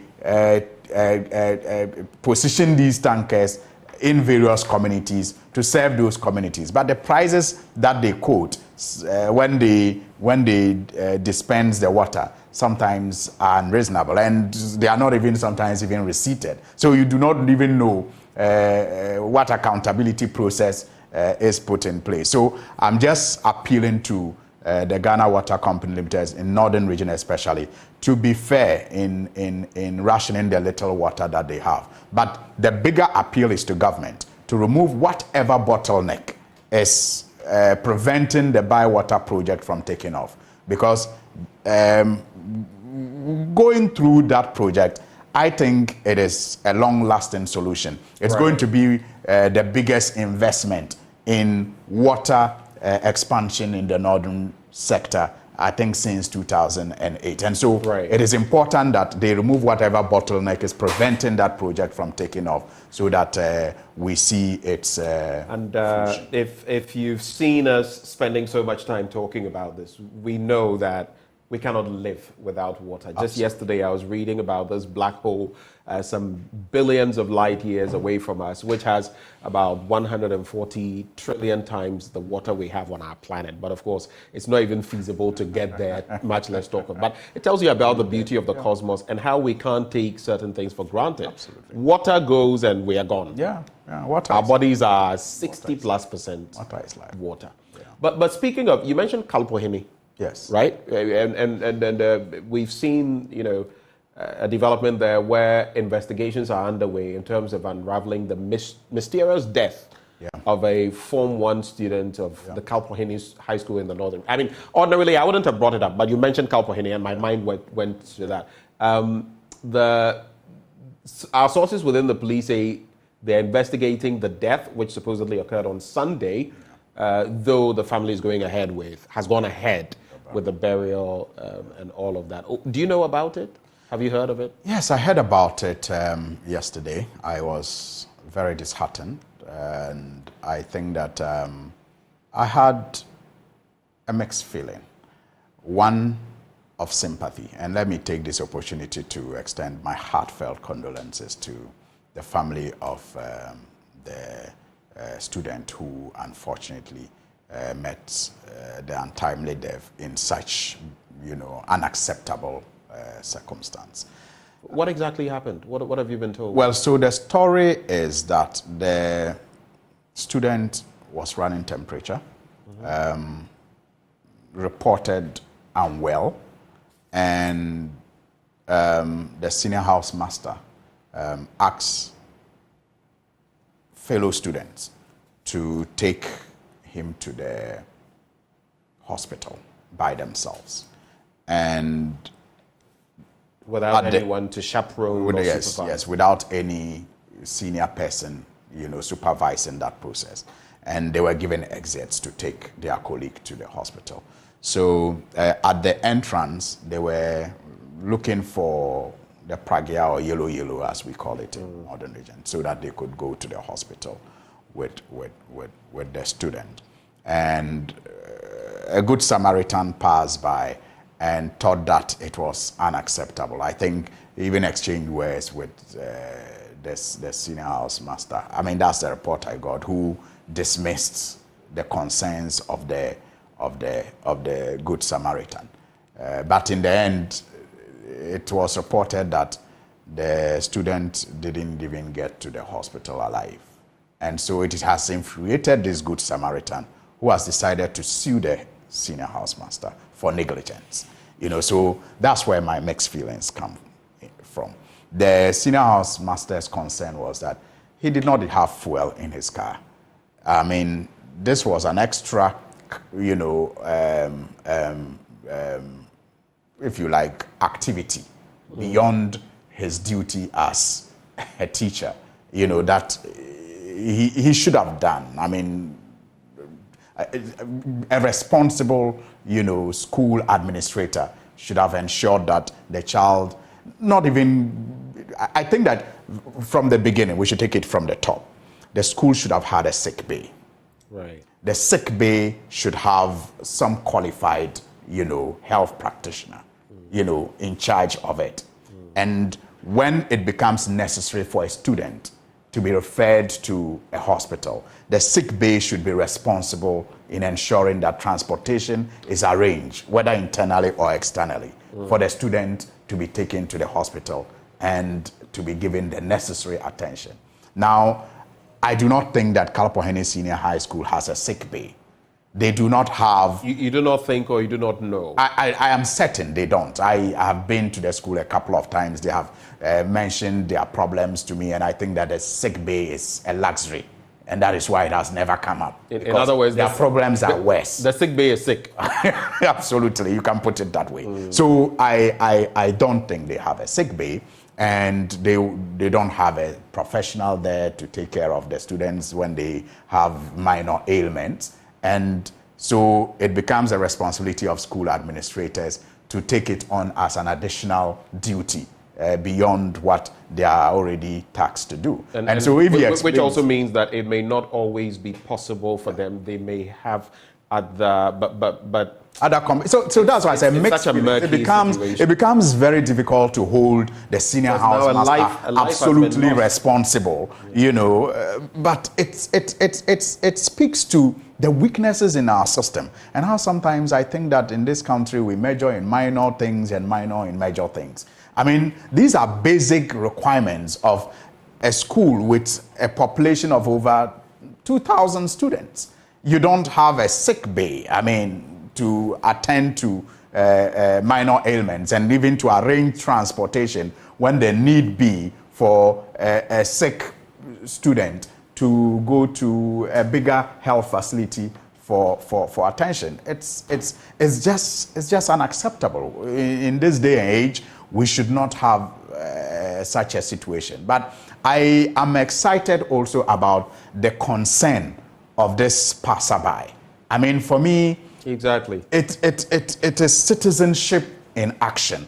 It doesn't have to be your child to show that kind of concern and interest, in what the kind of care that child should be given. And so I am excited on one hand about the interest that this Good Samaritan has taken in the case, and the fact that he wants better for students. Right. At least we've lost this one, and he thinks it's unacceptable. We all think it's unacceptable, but he wants better care for students. But my question is, if the senior housemaster says, I didn't have fuel to take their child to school, I have other competing needs, and the school doesn't have a sick bay, it points to what do you do?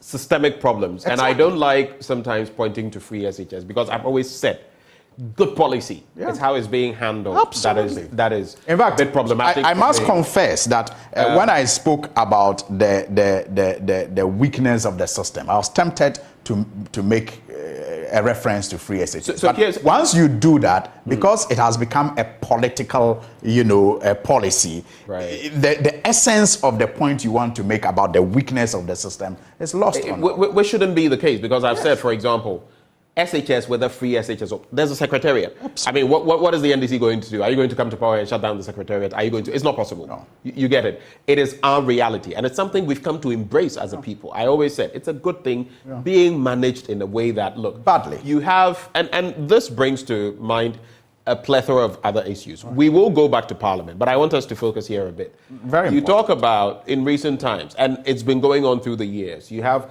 children in our schools. What you eat determines your brain's growth and capacity, especially in your very formative years. And how healthy you are even. What they are eating. Look, back then in school in the 90s, they would say that, oh, listen, we were even complaining, but some of what we're eating, very nutritious. And we farmed. We had a school farm. We farmed. Okay? You look at what some of them are eating now, and it's very problematic. Then you get to the point where even someone has porridge, and you are told that if you're going to take the porridge, you must bring your own sugar. And bread. Yeah. Okay? That's where it becomes problematic. We've heard of the power outages recently, Accra Academy, among other institutions affected through no fault of theirs. The students, what crime have they committed? What do they know? It's a convoluted system where the ECG sends a bill to the institution. The institution is supposed to present to the Free SHS Secretariat. Free SHS Secretariat makes the payment to... I don't get it. The problems just keep... I don't know. Yeah. And in this instance, you have a school without a sick bay, without any proper structures. Yes, you can say that, oh, there was some negligence, but what were you expecting them to do under the circumstances? He's saying he had no fuel, probably had other also very pertinent duties. It's a problem. Yeah. So it's sad. I mean, in all of this, my heart goes out to the family of the student. I think that they are having to deal with the worst end of this situation. And I have interacted with administrators and teachers of the Kalpohene Senior High School many times on different occasions. And I do not think they are negligent people. The headmistress is a fantastic, woman.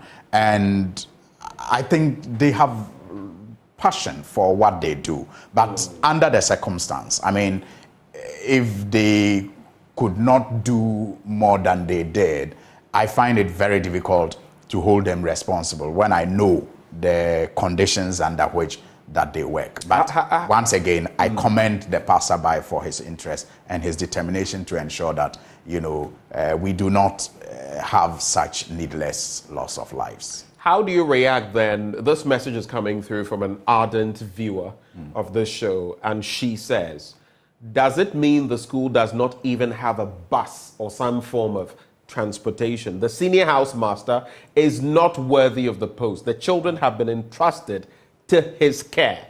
He was negligent. That's how she feels. You see, I don't challenge that, but because I know the school so well, I remember I had to arrange for the government in 2016 to give them a bus.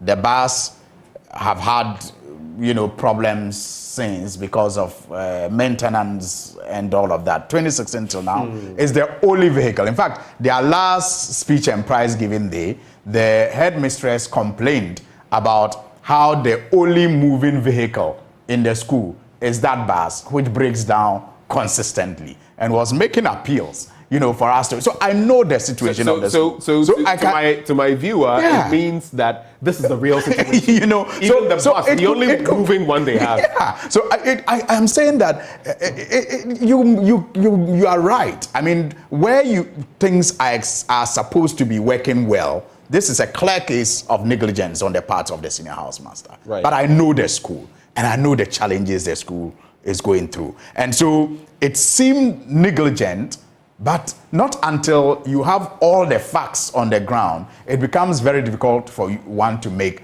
that hasty conclusion.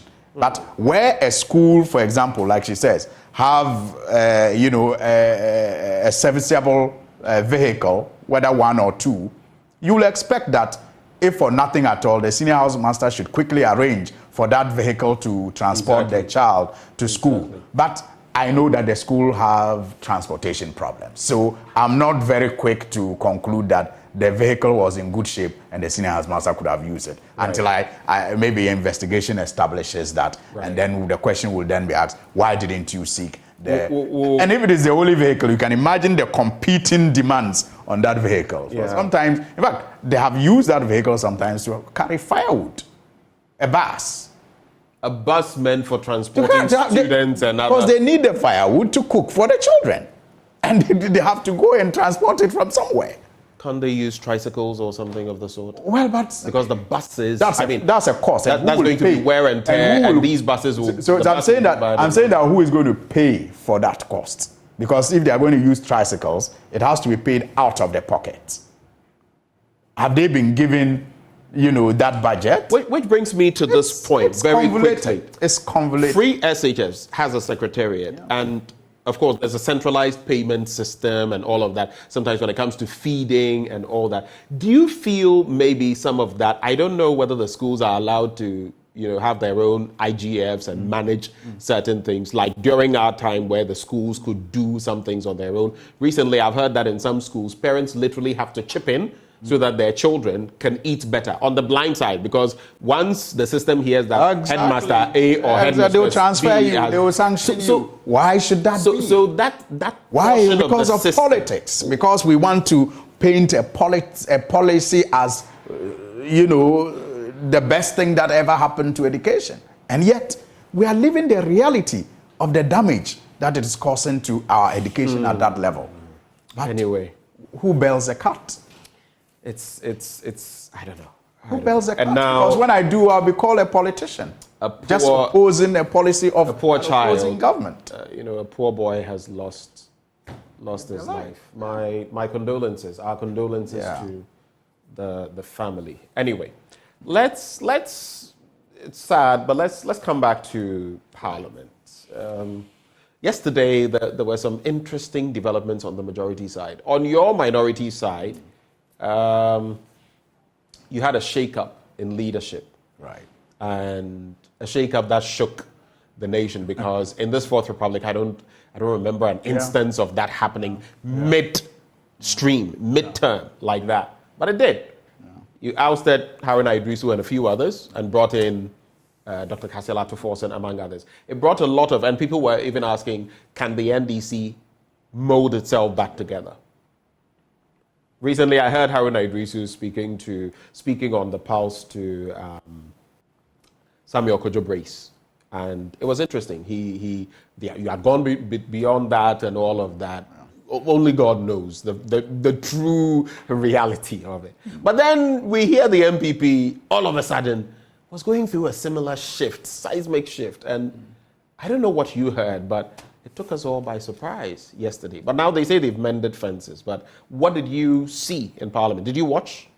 Yes. Yesterday I was having a meeting. When I first saw it in the news, I left Parliament to have a meeting with some group of people at Alisa Hotel. So I saw the first deputy speaker speaking on TV, and I saw the headline. I was like, wow. Joseph Osei. Yeah, and I was like, wow, okay. I had picked some signals, that something like that was in the offing, but I didn't expect it to be led by the first deputy speaker. But I don't know what considerations he made and decided to lead that protest. But yes, the NDC had its own shakeup, and the first time ever an opposition party have changed its leadership, and it was a major shift. Now, we espouse at the time some positions, some principles, and I am delighted. I mean, that in the public space, in fact, most positions that I have espoused based on principle, even when they are unpopular at the time that they are espoused, eventually get to be embraced by people even though they may use different motives. Because like I say all the time, principles are principles. Principles are principles, they don't change. But the motives that will drive those principles can be different. I mean, so for example, the principle that it is important to have the input of people who are going to be led when you are choosing a leader for them. It's solely democratic. I mean, that is my understanding of democracy. So you're wading into the standing orders and the new bits it says about the fact that if there are going to be the leadership in Parliament must be from Parliament. That is, you determine. It's not the party. Because in that instance where the NDC changed leadership, it was basically on at the behest of the party's leadership outside of Parliament. So I'm just saying that the principle espoused then was not unreasonable. Right. Because if it were, you wouldn't have seen, members of the NPP today, even though, in my view, with a different motive, but using the same principle.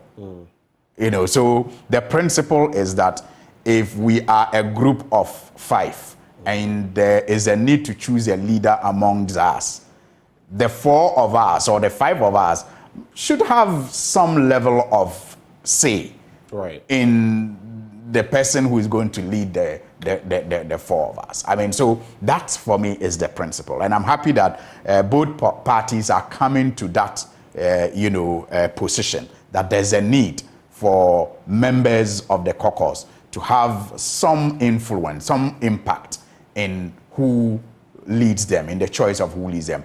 I don't think that it is entirely a fair argument to make to exclude the parties, because we are in Parliament based on the ticket of the parties that sponsor us. And so it is critical that the party also has a major, say in who leads its caucus in Parliament.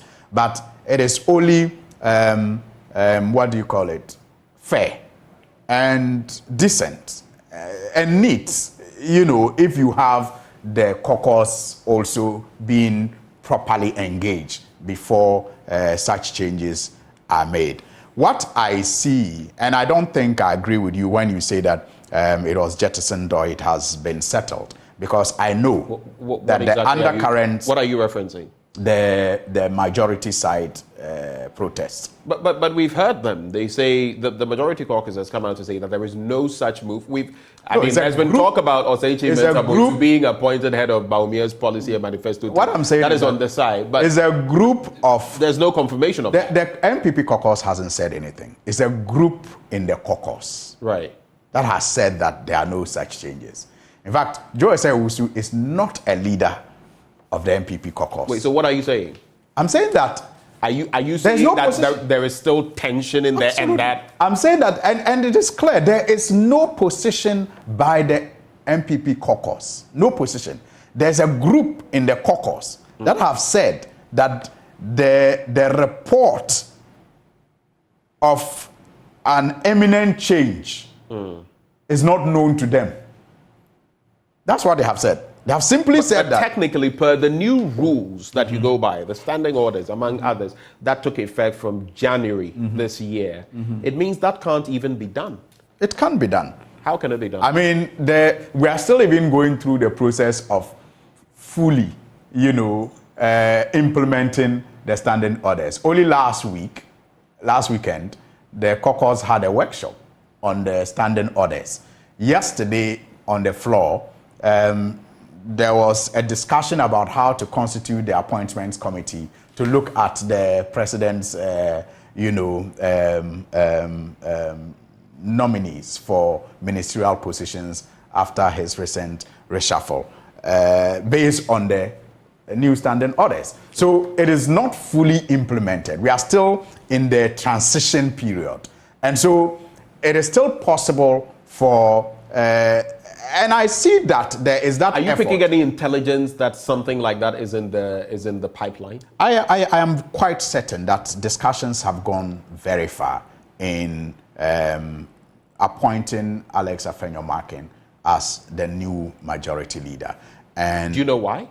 Is it because Osei Mensah Bonsu is not returning to Parliament? He's opted out. What is the reasoning? Is it because Afenyo Markin will? And if you watch, there's been some trajectory. All of those who lost their parliamentary, Frida Pempe, for example, replaced and all of that. And do you think that is what it is? You see, I think that, to be fair, the majority leader and Minister of Justice position is a very, very influential position. So if the president's argument is that he is reshuffling his ministers who are either no longer going for elections or lost in their primaries, I find it difficult why Osei Mensah Bonsu should still remain as a minister. Because he has removed almost everyone who is not going for re-election from his government as ministers. I mean, have you paid attention to that? He's removed everyone. If you are not going for elections or if you lost in the primaries, you were removed as a minister. And remember, my majority leader is a minister of government business. So what is the argument for him to continue to stay at post? Given that some of us believe that this reshuffle is aimed at, in some cases, raising funds and also giving influence to their candidates who are vying elections and will be leading some electoral process, why will Mensah Bonsu still be made to keep that influential position that has a capacity to raise the funds that they have appointed these new people to raise for the party and to run the election? Why should Mensah Bonsu be left? So the influence that is still looking at there. the trajectory of the president's actions, you feel it only points to one thing. It points to one thing. It makes sense for the NPP. It points to one thing. To do what they're doing. To do what they are doing. It makes sense to replace Mensah Bonsu because all his colleagues have been replaced anyway in the government. All those who are not going for elections or those who lost their primaries have been replaced. So what is the argument for him to continue? But do you think it actually will happen?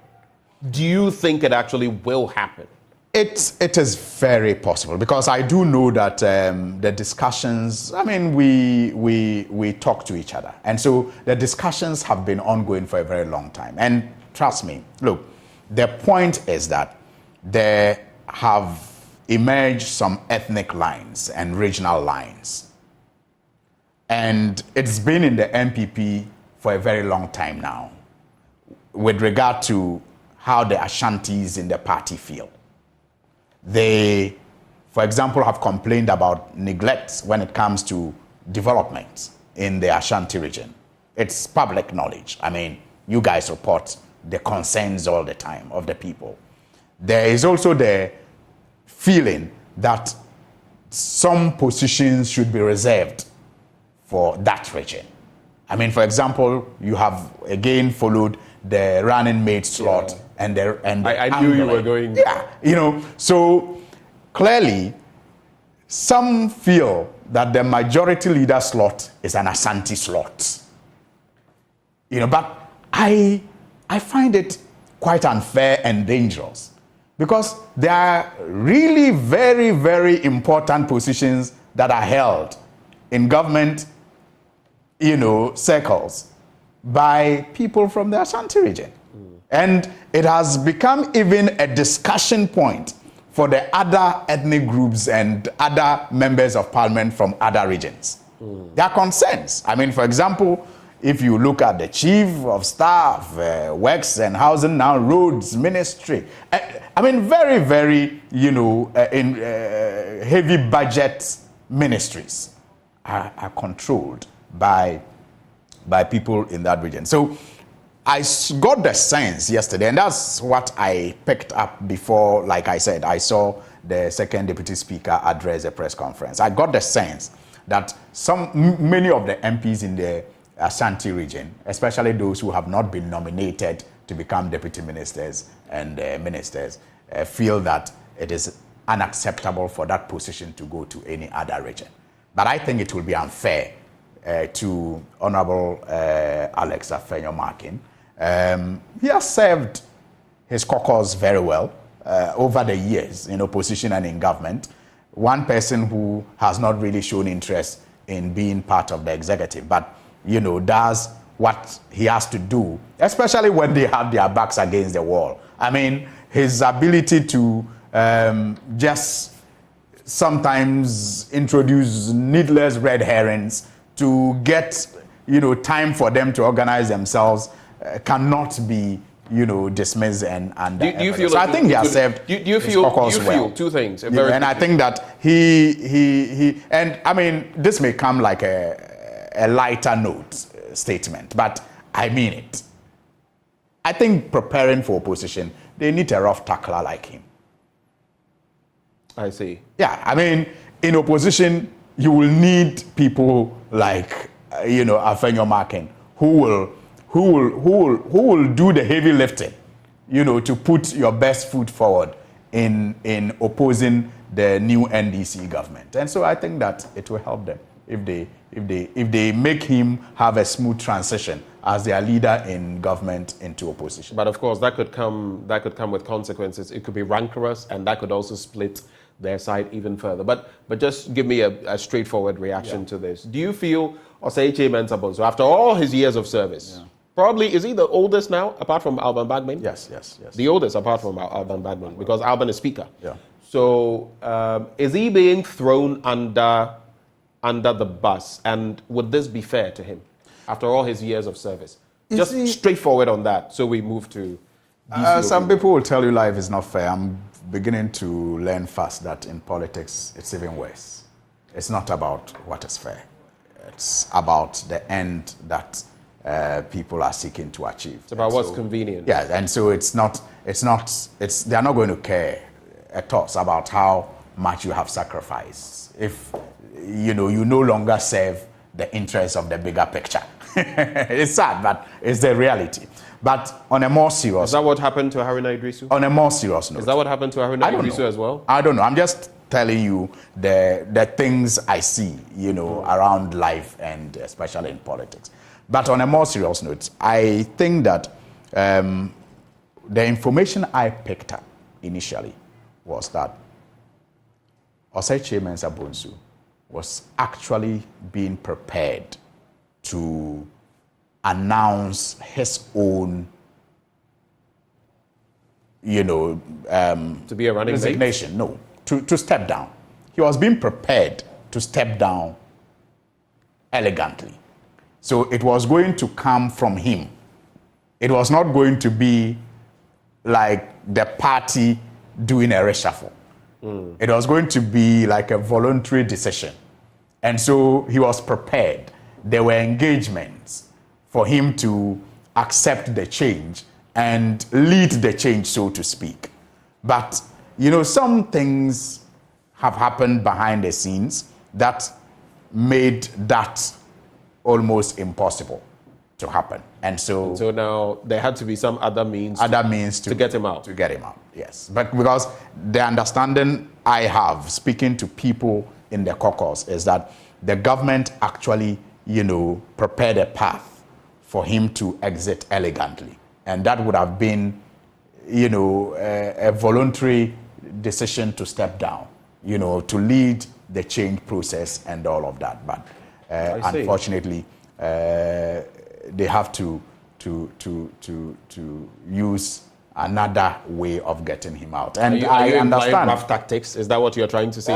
Rough tactics is part of the game. So I think that is going. You're saying you understand what exactly? No, I understand there's even going to be a meeting. I think I heard it in the news this morning. There's going to be a meeting with the president at the banquet hall at the Jubilee House this evening on this matter.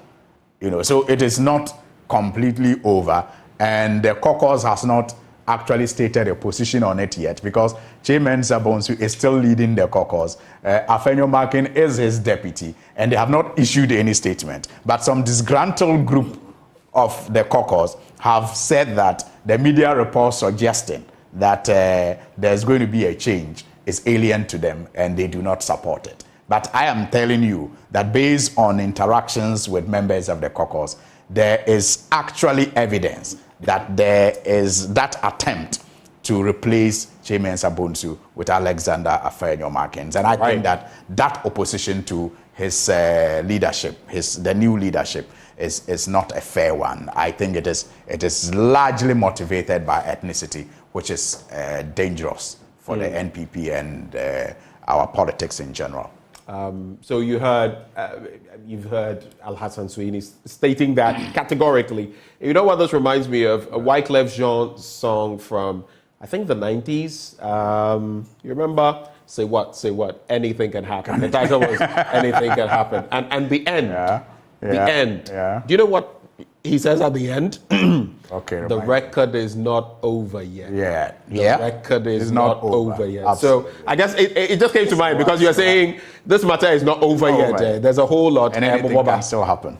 Okay, anything can happen. But let's now look at the DCOP Wabu situation. And you know, for a moment, I must admit, it took me by surprise. I was taken aback because here we are on Monday, Election HQ launch, AMA head office, DCOP Wabu comes along, has the conversation, talks about security, and the fact that I'd heard him talk about the fact that in the last few years, we hadn't seen anything akin to what happened in 2020 where some lives were lost because the police had been doing some work. And then he talks about the fact that, well, there will not necessarily be a need for the military and all of that because there are certain delineations. Next thing we see, there is this statement from the Ghana Police Service, and some feel that was an attack that was unnecessary. Others feel this was right in setting the tone for no confrontation moving forward with the military and other groups. You followed that situation, I want to believe. What is your take on the matter? One, what DCOP Wabu said per our security structure. Yeah. Two, the reaction of the Ghana Police Service and everything in between. To be honest with you, I have not followed the full conversation. I listened to bits and pieces of his presentation when you were launching the election headquarters. Right. And let me see whether I'm going to ask my director if we can get the statement from the Ghana Police Service, maybe so we could just read it for Al-Hassan Suhuyini to also see what the response was. Right. That would be good. That would be good. You know, so I listened to bits and pieces of his presentation when you were launching the election headquarters, and what I heard gave me the comfort that he was sounding quite confident about how well prepared the police service is as far as the December elections is concerned. He was sounding very convincing about the preparedness level of the police service. And I was surprised later to hear that he may have, in the process, said some other things that the service didn't find pleasant. Okay, so just on that note. Okay. Things that the service didn't find pleasant. Let's find out because the statement is ready now. We're going to take that statement. There it is. So, dated the 19th of February. Police statement or comments by DCOP Gabriel Prince Wabu on election security. I'll just take the key points.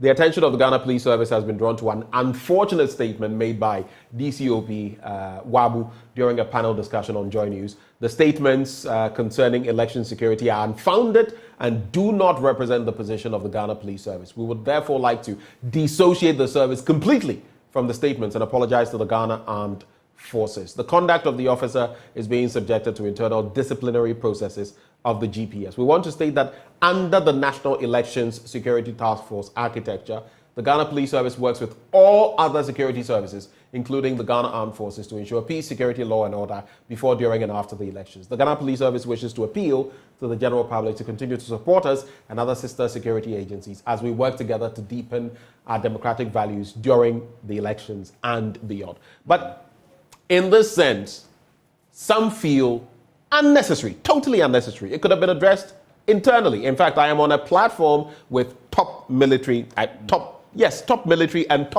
police officials, okay? And some of them have felt, but this matter could have been dealt with internally if you feel this wasn't egregious. You get it. What do you make of it? I mean, of this development, at least per the statement and from what you heard him say? Yes, I didn't hear the part he spoke about the no military involvement, so I'm not too sure how he couched it. Right. But we also should not discuss this without referencing the intermittent feuds that we have witnessed in this country between the police and the military and other security agencies. Every now and then, we have had situations where the police and military officers have gone at each other. And some suggest that even recently, remember when the CDS was moving on, I don't recall that happening before. I don't recall where the IGP goes out of his way to throw what more like a party, a sending off to the CDS. So some feel we are trying to mend or build bridges, and you are here. Exactly. So that's why I'm saying that we should not have this reaction of the police, unmindful of the history and the recent attempts to create a certain cordiality between the security agencies. If you discuss the police reaction without that context, you will think it is an overkill. You think the reaction is an overkill. But if you look at what this new IGP has been trying to do, and he has said it publicly, that he wants that coordination and unity between the security agencies. I've heard him say that. I mean, I've had, reason to criticize him a number of times on a number of issues. But on this matter, I've heard him say that one of his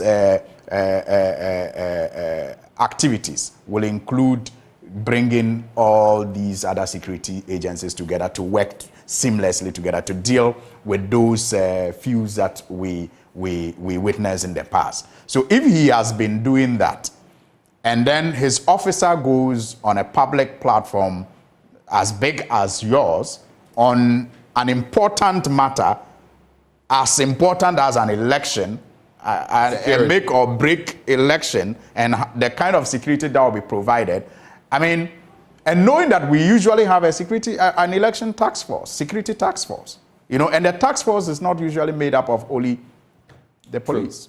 True. But the minority has backed DCOP Wabu. Yes, I agree that. You see, but what I'm saying because is if his comments were egregious, like I said, there wouldn't be that backing. But it also appears he's been thrown to the dogs to feed off him in a case that, whatever the case may be, could have been handled, per some people's thinking, more tactfully. Yeah, you see, that's why I'm saying that, look, there are a number of issues related to this matter. One of it being the history of the police and the military in terms of their relationship. You can't ignore that.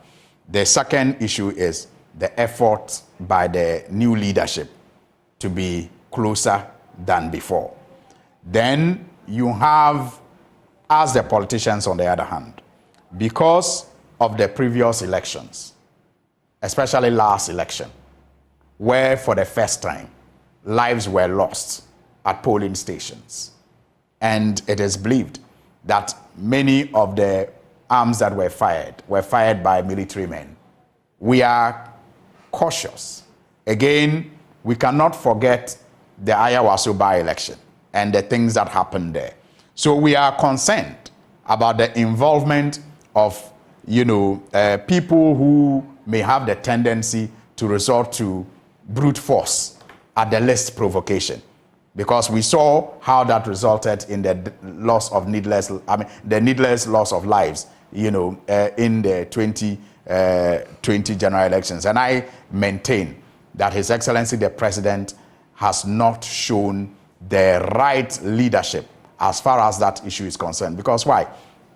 I was scandalized when during his victory speech, he referred to those lives that were lost as a few. I still cannot for the life of me understand why a president, after an election, for the first time, we have had people dying, will refer to such a situation as a few lives. And I keep saying that if it had been his daughter or his son, he wouldn't have considered it few. One is just too many. But he's gotten away with it.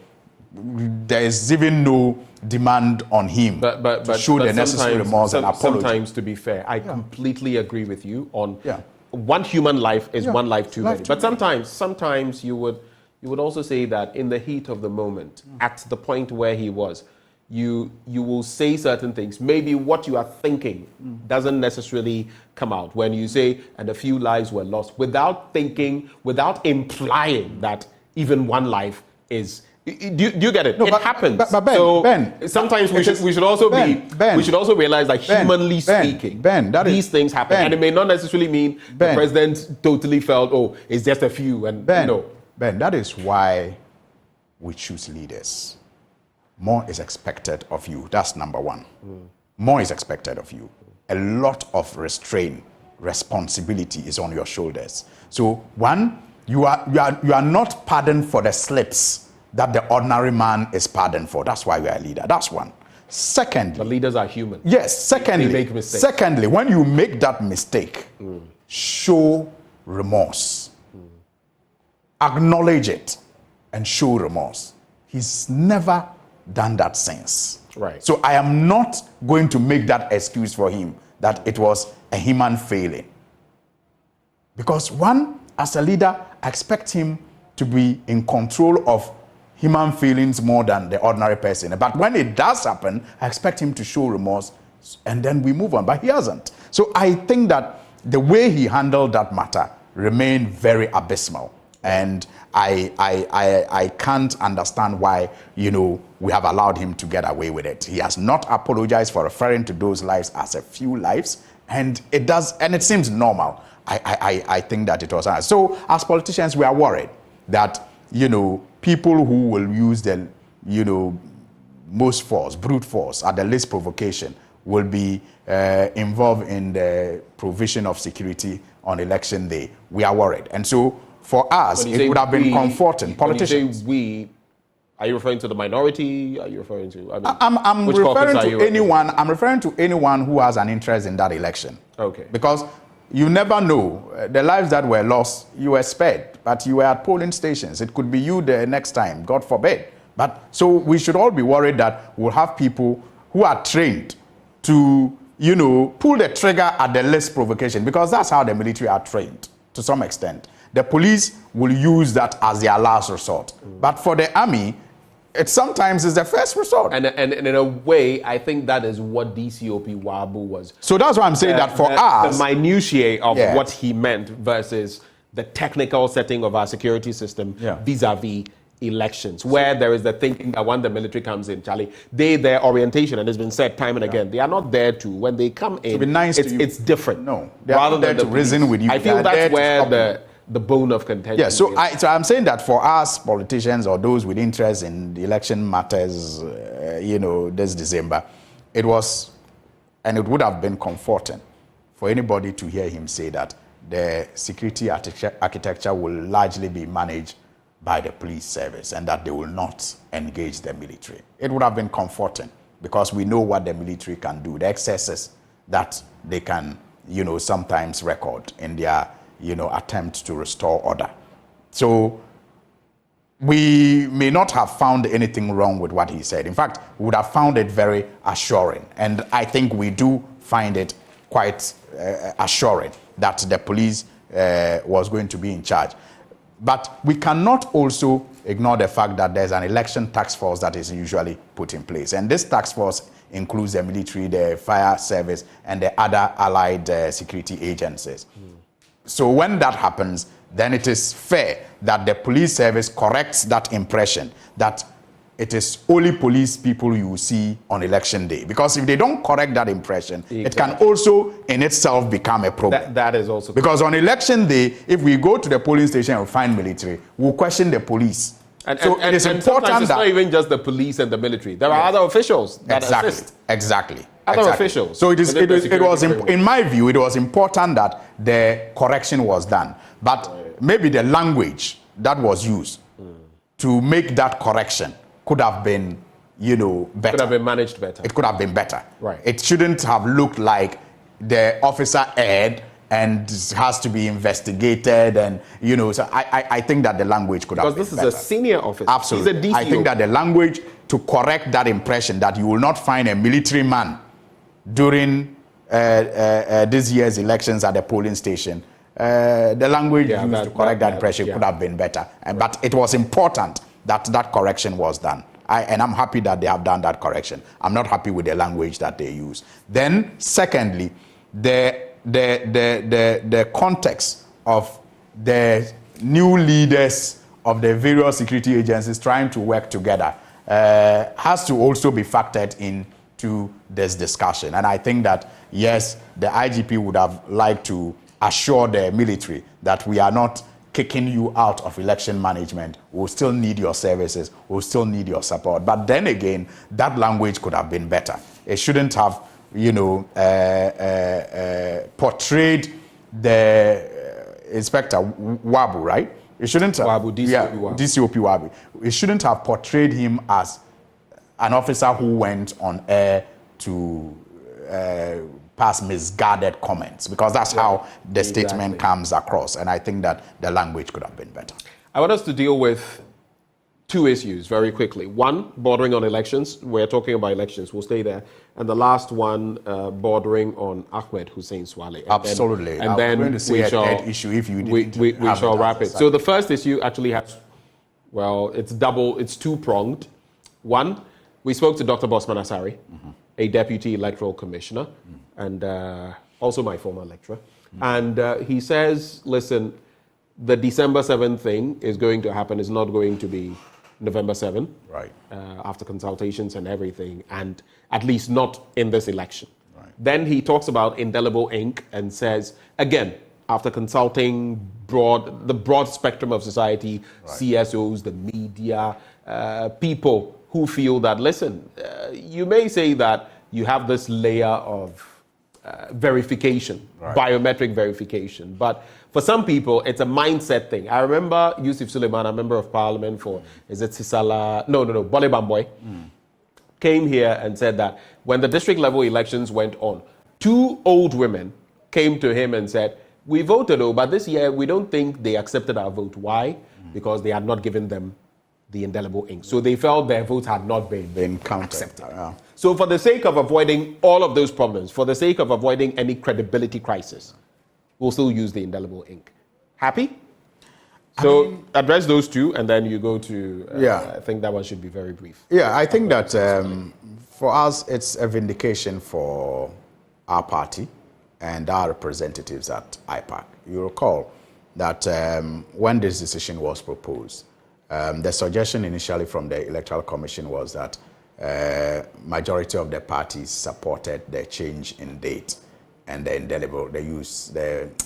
non-use of the indelible ink. That was the report that came from the Electoral Commission.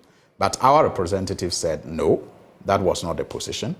The position was rather that the parties were open to considering a date change, but not for this election.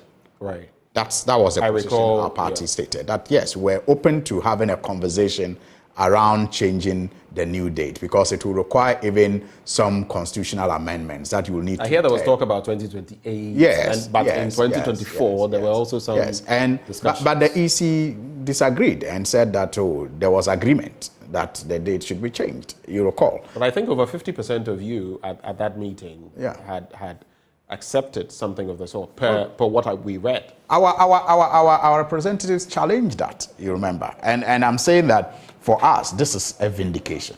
Our representatives were right. And I think that the EC should also perhaps be commended. I was just about to say that, shouldn't you also be commending the EC? Well, so maybe. They've listened, right? But they've listened. So it becomes a moot point then. You know?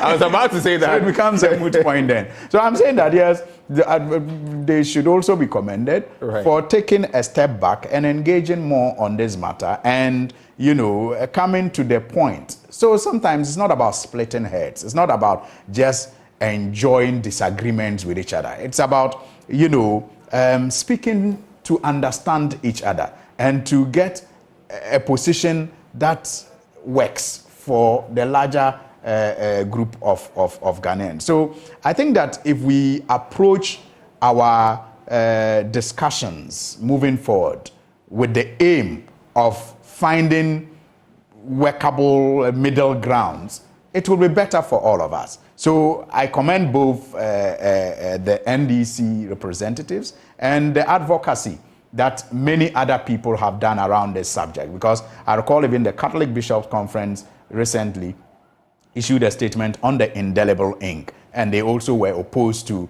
the EC's decision not to use the indelible ink and all of that. Now, we are not done. There are also attempts to end voting, before 5 p.m., we are told. Right. I think 2 or 3 p.m. or something of this. Look, the EC has too many problems that they are not dealing with. And they are, like I said in the beginning, majoring on minor things and minoring on major things. I mean, as we speak, we do not even we can look at the last district level elections. Yes. Some of them had to carry on. Yes. In fact, I think that point is moot. Yes, yes. In my constituency, for example, in one electoral area, they voted till 2 a.m. 2 a.m.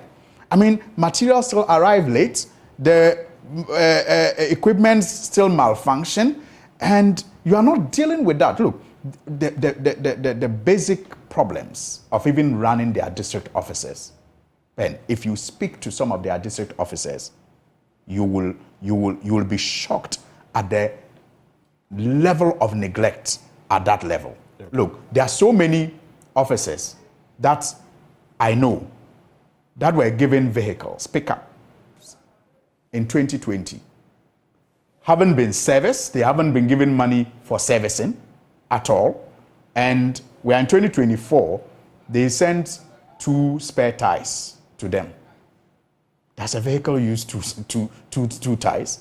So they have used the vehicles for 4 years. You think it is time for them to prepare for the next election. You are sending them 2 tires. For just 1 pickup to run in the constituency. They don't get their fuel on time. Nothing. I mean, sometimes during the limited registration exercise, when my colleagues and I went round the district offices, in some cases, we had to give money for them to even buy credit, power, to be able to, power their offices. These are basic things, and despondency is at the highest level today at the Electoral Commission. And these are things that... Despondency is at the highest level today at the Electoral Commission. I am telling you. And these are... The workers don't feel motivated to work because they are not even given the basic tools to work.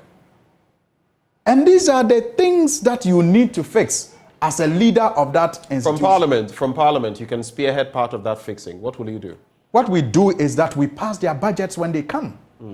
And they list But you can, there are mechanisms you can, if you feel there are such serious problems, you can even haul the Electoral Commissioner to Parliament to answer questions. We have done that many times. Are you not in this country? I am aware, but I'm saying if you are seeing some of these and we are gearing up for an election, shouldn't you be doing that? So I'm just telling you that we are going to do that again. In some cases, when the Electoral Commissioner herself was not attending, we insisted that we were not going to attend. I recall. Yes. So we do what we have to do. But I'm telling you that the problems persist. And I'm saying that these are the issues we expect her to focus on so that we can have a smooth election. As we speak, we are in February. We are about 9 to 10 months away from the next election. We do not have a calendar of the Electoral Commission for this year. It's not out yet. And yet, you are fantasizing about, grandiose projects and programs that will contribute, almost nothing to our we'll have more time. It's an electoral year. We'll have more time to do well. So I commend them for seeing the light, though too late, a little too late in the day, because this conversation would have been needless if they had. Let's use the next minute and a half. Ahmed Hussein Swale, final words, and then we have. I am so heartbroken that over 4 years after the death of Ahmed Swale, the state is still showing the level of cluelessness that the Attorney General showed yesterday when he appeared on the floor of Parliament to address a question relating to what the state has done to ensure that justice is provided for the family of Ahmed Swale. I am so heartbroken. I mean, Today, almost every report, human rights report on Ghana, highlights Ahmed Swale's murder prominently. Every report on free expression, freedom of speech on Ghana highlights Ahmed Swale murder prominently. I would have thought that the government would have spared no effort.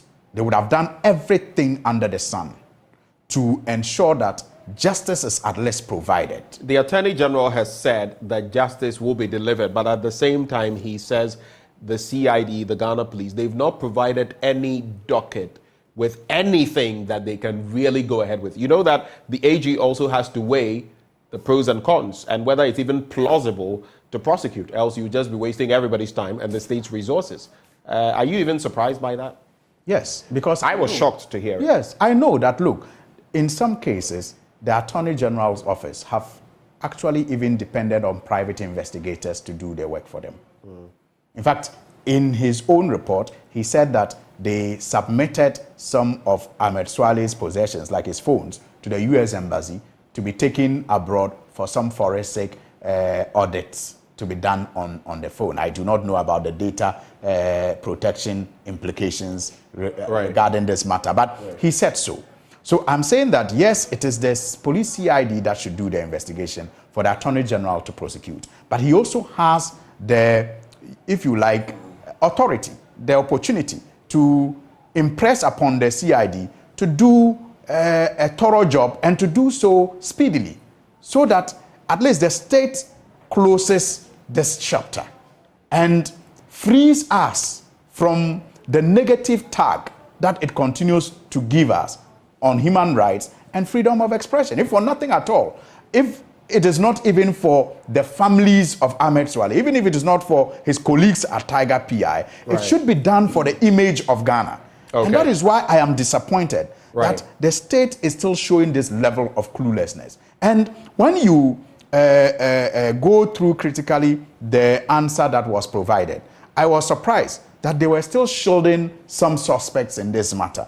Because in one paragraph, the Attorney General said that the police took statements from 3 people and one Abdullahi, I think Idrisu or so. And I did a follow-up to find out from the minister these people, some of them, they were not, I mean, the so-called witnesses could not identify them. No, he said that the police took statements from 3 people, including one Abdullahi Idrisu or Abdullahi Al-Hassan. So my question was, who are these other 3 that the police took statements from? Right. And his answer was that the police don't want the names out. And I was like, why did you give Abdullahi Idrisu or is it Abdullahi Al-Hassan's name out?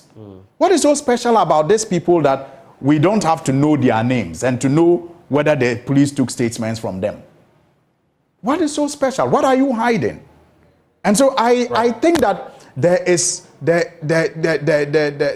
a need for the Attorney General to do more than he's doing. There's a need for the state to do more than they have done so far, because this murder, case continue to give the country a very bad name. Thank you, Hassan Suhuyini. And I think that journalists will be better served. Because, you see, maybe just wrapping up on this note, he even suggested, and that for me was ridiculous, that Ahmed Swale may have been murdered for other reasons, other than his work as a journalist. And I thought that was most irresponsible. Because if you are telling us that you are not having any breakthrough in the investigations, then it is not within your power to point us in any direction. In fact, he even said he could have been murdered for landguardism. If you do not have any evidence, like you claim you don't have any evidence to prosecute anybody, then you don't have any business pointing us in any other direction. Thank you, Al-Hassan. When you do that, then we think you are just raising a red herring and trying to divert attention and not interested in serving the interests of free expression and free speech in this country. Thank you, Al-Hassan Suhuyini. I'll not take any further responses, but something else came in. Listening to Suhuyini, how do we get our former parliamentarians, that is in terms of experience, to contribute to a better and stronger parliament? This one also came in that said, it's from Nam Amele Tego. Please tell Suhuyini that there is a sick bay. I work at Kalpohene Health Center. I visit the sick bay sometimes on monitoring. There are 2 qualified nurses at the sick bay. In fact, I wish I could phone in to say something about the school and the sick bay. That's Na Amele Tego. Suhuyini Natogma says, couldn't the senior housemaster have called for an ambulance? There are many other comments, but thank you so much. Thanks for joining the conversation. Thanks for having breakfast with us. Alassane Suhuyini is Member of Parliament for Tamale North. The conversation on some of those matters raised will continue. These are things we'll talk about definitely in this year, especially on your election HQ. But for now, we're going to take a breather and return with AM Business right here on the AM Show. Do stay.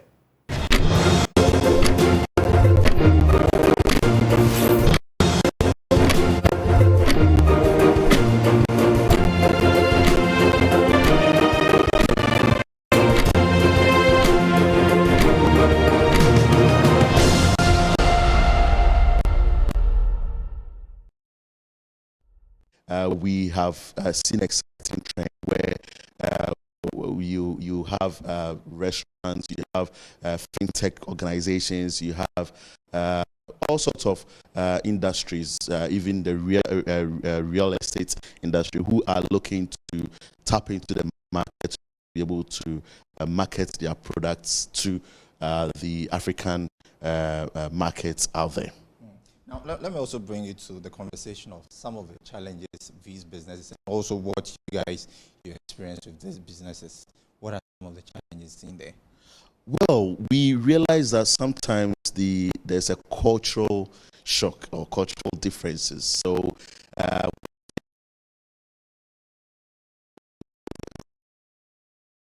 into the system to show them how things work over there. So when you have been trading in the African markets for a while, you get used to certain things, how things are done. And then when you come to a new market and you realize that things are quite different, it's a bit of an issue. But with time and with the right help, they are able to adjust smoothly into the new system that they found themselves in. I'll come to the conversation of the African Continental Free Trade Area, if it plays a role in it. But let's now look at the Global Mobility Visa for the UK. What is it about?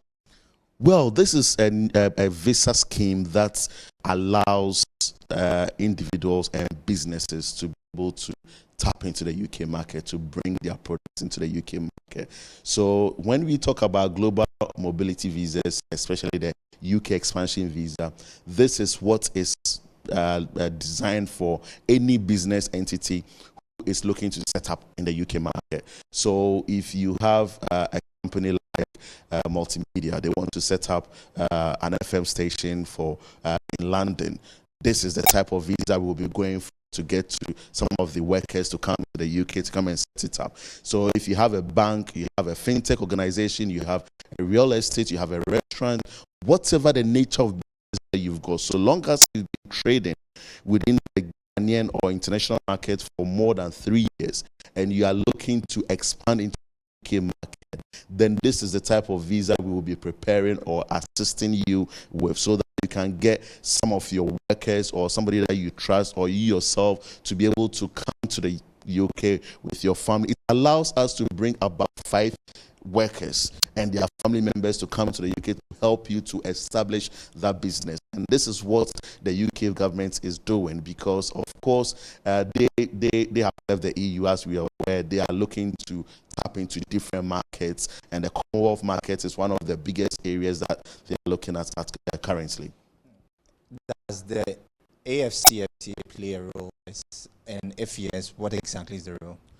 It does, in a sense that you realize that when you are into some of these things, there are companies who want to expand out there, and they have been, before they expand to the European market or to the UK market, they have tried their hands in expanding to countries such as Uganda and other African countries.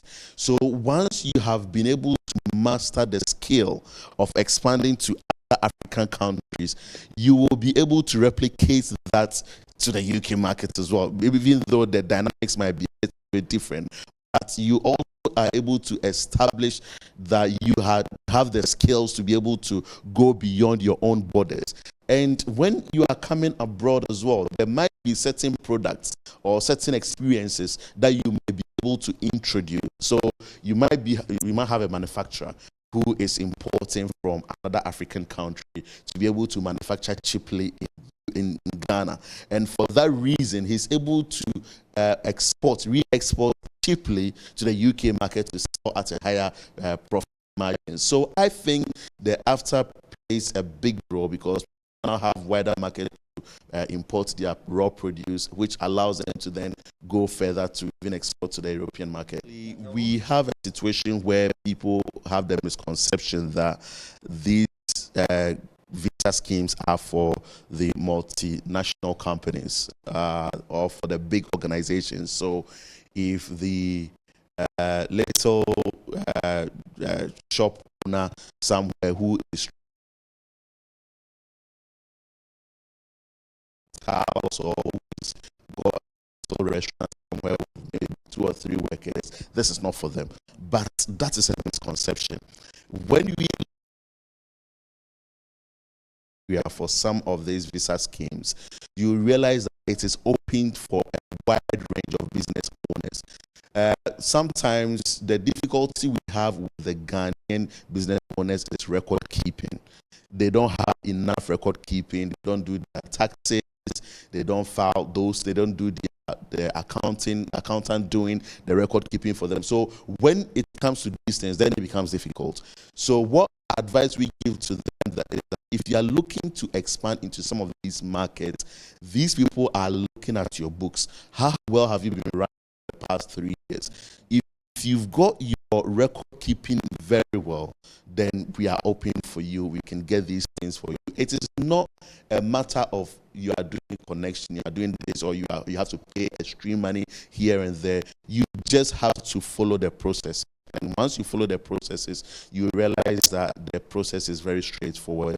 And within 8 weeks to 12 weeks, you can be able to secure whatever you need to secure, the papers you need, the visas you need, and the licenses that you need to allow you to be able to move out there to start trading.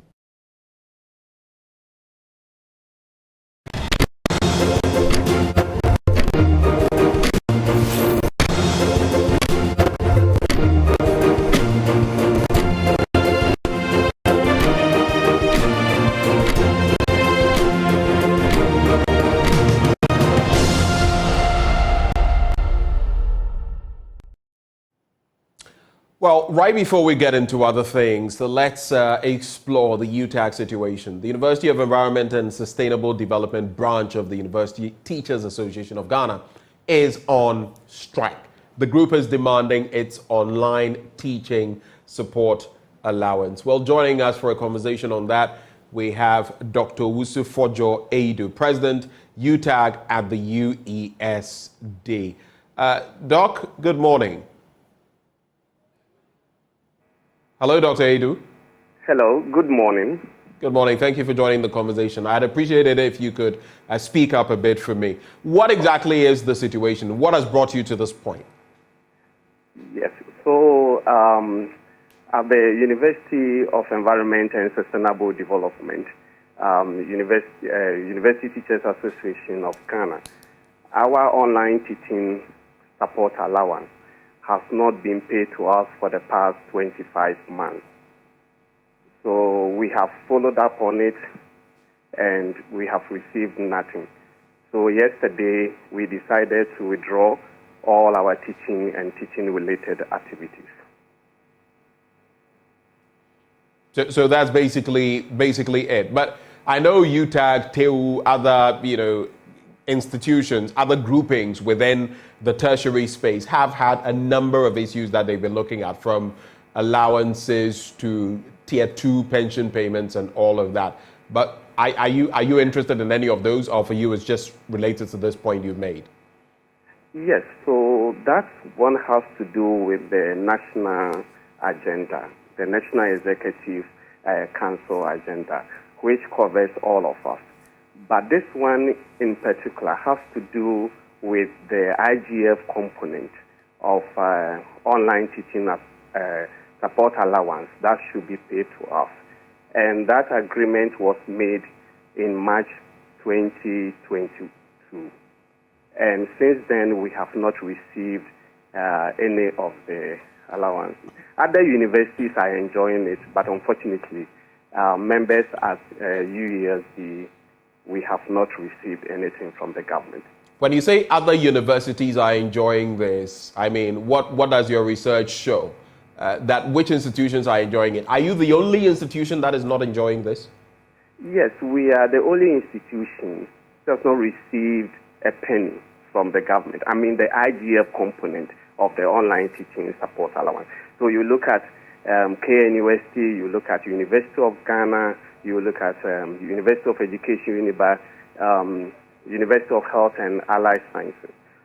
They have received, but we have not received a penny from the government. And so basically you feel you are being hard done by, and because of that you've had to engage in this action. But even before this, what have been the remedial measures? What have you tried to do in terms of engaging the right authorities? I don't know, is it the Fair Wages and Salaries Commission in this instance? Is it the National Labour Commission? Which entities have you spoken to on the back of this and not got a response from? And when was the last time? For which reason you are downing your tools? Yes. So when it started, we wrote to National Labour Commission expressing our intention to embark on industrial action. And then the National Labour Commission gave a directive that the Ministry of Education should resolve the issue on or before July ending 2023. But the ministry failed to respect NLC's directive. So last year, UESD, UTAC, we embarked on industrial action and the commission summoned us and we appeared before the commission. When we appeared before the commission, there was a second directive that they should resolve the issue, and if they fail, the commission will enforce the directive by taking them to court. We waited, but we didn't see anything. So 2 directives, and we didn't get any feedback. The money was not paid into our account. So on the 5th, we wrote to NLC expressing our intention to embark on industrial action. And on the 9th of this month, NLC wrote again to the Ministry of Education, informing them or directing them that they should pay us within 5 days. Again, the Ministry of Education failed to pay us. And that is why we have to proceed with the industrial action.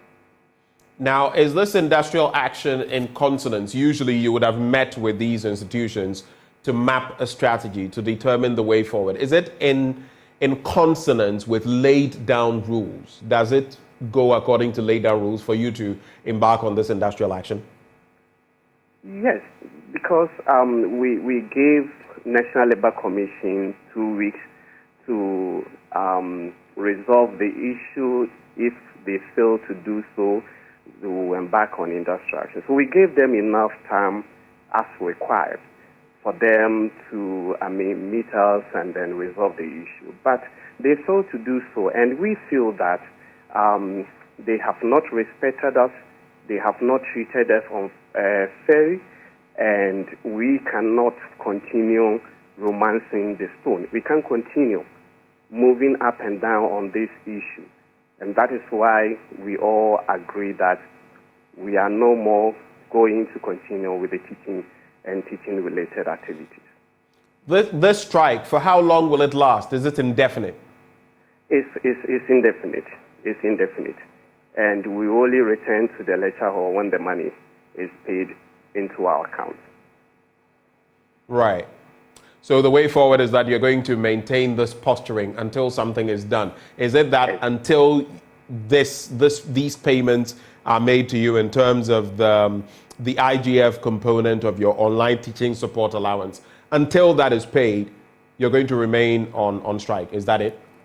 Exactly. We are going to remain on strike, and if it is not paid going forward, so far we have withdrawn only teaching and teaching-related activities, and we are going to withdraw our community service, and we are going to withdraw our research activities. So what it means is that we will withdraw all our services if it is not paid. So for now, which services have you withdrawn and which ones are you still to withdraw? So as lecturers, we have three main mandates: teaching, research, and community service. So far we have withdrawn only teaching and teaching-related activities. Okay, all right. Thank you, Doc, for joining the conversation. Dr. Usufojo Edo is president of UTAG at the University for Energy and Sustainable Development. He joined us to give us some scope in respect of that situation there. But let's cross over now. Before we bring you our citizens' microphone, let's head to the Northeast region, where police have arrested 5 more suspects in connection with the robbery, that attack targeting a mobile money operator in Wale in the West Mamprusi municipality. The attack last week on Monday led to the death of 2 persons, including the mobile money operator, and 7 others were injured. Now, the police have added that the suspects were arrested in their hideouts in an intelligence-led operation. Our correspondent on the ground, Ilyasu Tanko, joins us via phone. Ilyasu, we know the story. What's the latest? Well, the latest is that 5 persons have been detained and in connection with this particular incident. What we know is that they are to reappear in court on the 4th of March for the process to continue. As we speak, police said they are still conducting their investigation. More suspects could be arrested in the coming days. Okay, and what's the state of the community on the back of all of this? Is normalcy coming back to that area where this incident happened? Yes, sure, but there's concern about the police handling of these kind of issues. I was present at the funeral ground of the mobile money operator who was killed, and the residents or the family themselves said they were going to keenly monitor the ongoing investigation by the police. They raised concern that often when suspects are arrested, they are not prosecuted. And so because this particular gentleman was very popular in the area, there's some kind of anger among the residents in this area, and they have all resolved to keenly monitor the ongoing investigation by the police. I see. Well, and from the police's end, anything else to report? Well, like I said, the police are saying they are detaining this particular suspect, and they are continuing investigation on that. They said they were able to arrest this particular suspect based on intelligence they received. And then also the 2 suspects that were arrested earlier on Friday were arrested based on a CCTV footage that they viewed. And so based on this CCTV footage in their custody, they said they are looking for more suspects. And these suspects, according to them, they are closing in on them, and they could be arrested very soon. Ilyasu, thank you for joining us with those details from Wale, where that unfortunate incident happened, leading to the loss of lives. That's our correspondent, Ilyasu Tanko. Do stay with us. We'll be having interactions with you, yes, you, in just a bit as we head out with our citizens' microphone. And then later, yes, we'd be activating the phone lines to hear from you from right here in the studio. We'll be right back on the AM Show.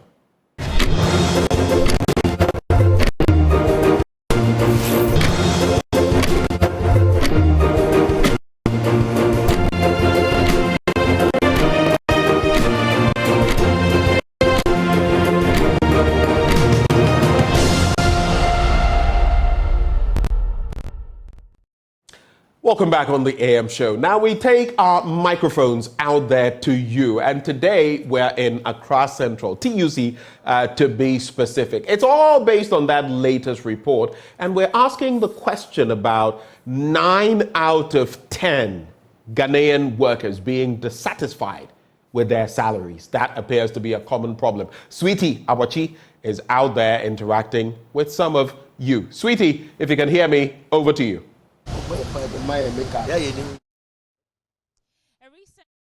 Old Mutual indicated that 86% of Ghanaian workers are currently unhappy with their financial standing. Some of them only live on one source of income, others have no insurance. But this morning on the AM show, we are here to interact with actual workers to understand the situation on the ground. This is a citizens microphone, and so I'm joined by workers here at Trade Union Congress, various departments, various backgrounds and insights to tell us what the situation really is. Thank you so much, ladies and gentlemen, for joining us for this conversation. So we are talking about the economy of Ghana. How are your financials as we speak in this economy? Do you want to go first? Thank you very much. My name is Isaac Mensah, Head of Administration of Health Services Workers Union. As you've already said, our finances are so bad. And for me, one particular issue that I want to mention would be taxation. As a salary earner, you tax me on my salary at source at the end of the month. I go home, I pay electricity, I pay tax. I buy petrol into my car, I pay tax.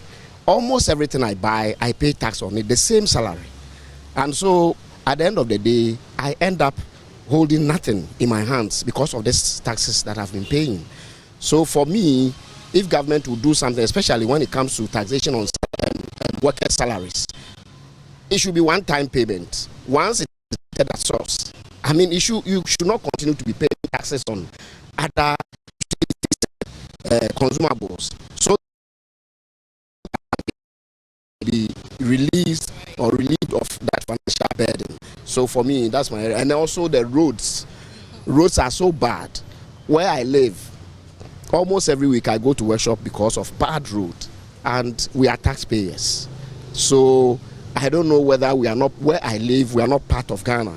Why the roads are so bad and government doesn't have any plans to fix it.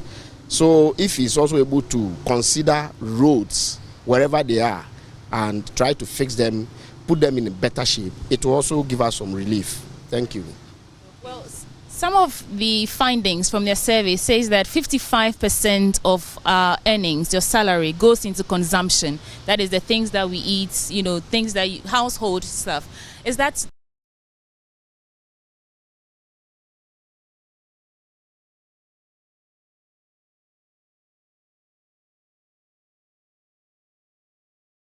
Like my colleague was saying, look at he touched on road, so let me touch on road.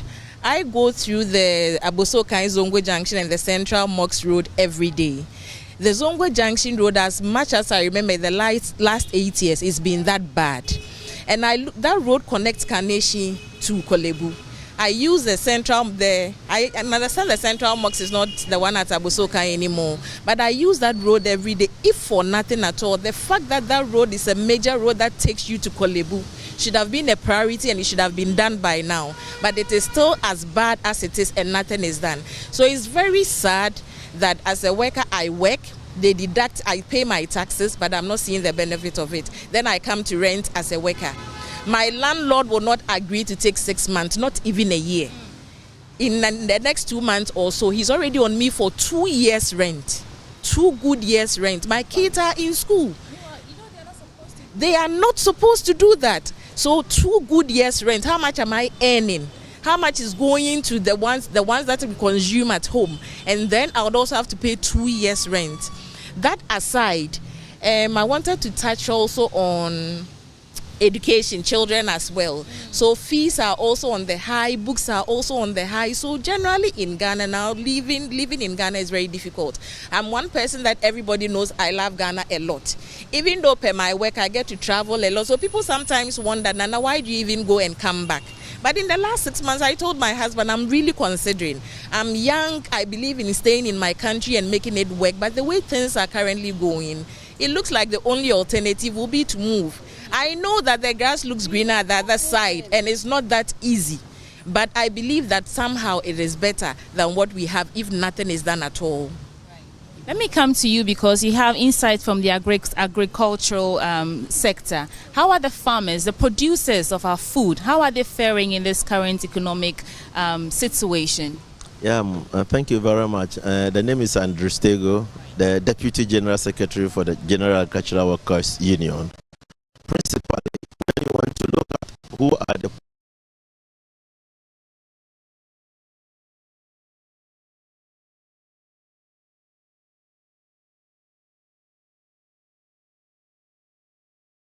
produced by somebody in the forest who does not see sometimes light, has no good drinking water, is on bad roads, his children are not accessing good quality health services, they are not getting the best of education, but yet they are producing the food we are eating, and yet they are the poorest. And this is a dilemma that we must all look at. It is not morally right that we will leave our farmers in that state. And because they are voiceless, they have become vulnerable to any group of people to the extent that they can be deceived to even follow political lines. Yes. So agriculture is one of the key areas that we need to look at again, to the extent that the food that we produce, we have problems with road, like my colleagues have said. Because of that, food is getting rotten. Number two, what are the subsidy? When you go to Europe and the rest that do agriculture, every farmer is subsidized to the extent that even the cow is subsidized about £2 in a day. And when you compare that to the human agricultural or farmer who does not get the subsidy he needs to produce our food, then we all see that we have a challenge. When food is coming, now there is this middleman type of thing. When you are buying food in Accra and it is expensive, it does not mean that the farmer is getting the price for the food. So we need to revisit. Sometimes when I go to the village and I'm buying from the farmer, I hesitate to say, please reduce it. Because if it is going directly to the farmer, I'm comfortable to pay anything. But if it is coming outside the farm gate to come and do something, then we have a problem. And Ghana is an agrarian economy. Kwame Nkrumah's Ghana was modeled after agriculture. So farmers produce and industry will use. Now, industry is virtually importing everything from outside Ghana. When you look at our cotton industry, that should produce our fabric for the ATLs and the rest to process. The ATLs, the Akosomo Texas, they are dead. The Japan Texas Limiters are dead. So the farming community in the 3 northern regions of Ghana have lost income. They are not producing cotton again. And today, you and I, what do we wear? We wear things from China. The fabric that you see on the Makola market, ask where it's coming from. Majority is coming from China. So we have killed the industry, and government says it is a job creating government. And you don't create, there are some jobs that are artificial jobs. Now everybody is entering into buy and sell, because the agricultural base is no more lucrative and attractive. A young graduate will not run to the village to go and start farming. One, because you will not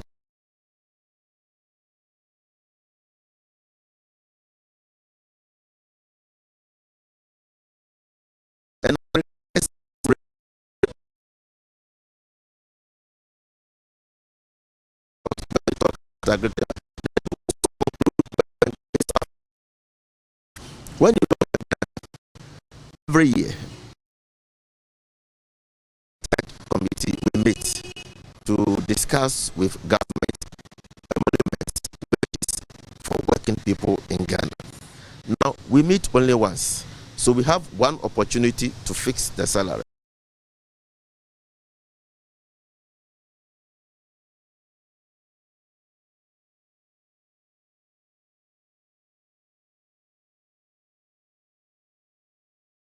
Now, our salaries, and then we all jubilate 30%, 20%. Then they use their right hand like my colleagues have said, to introduce taxes and measures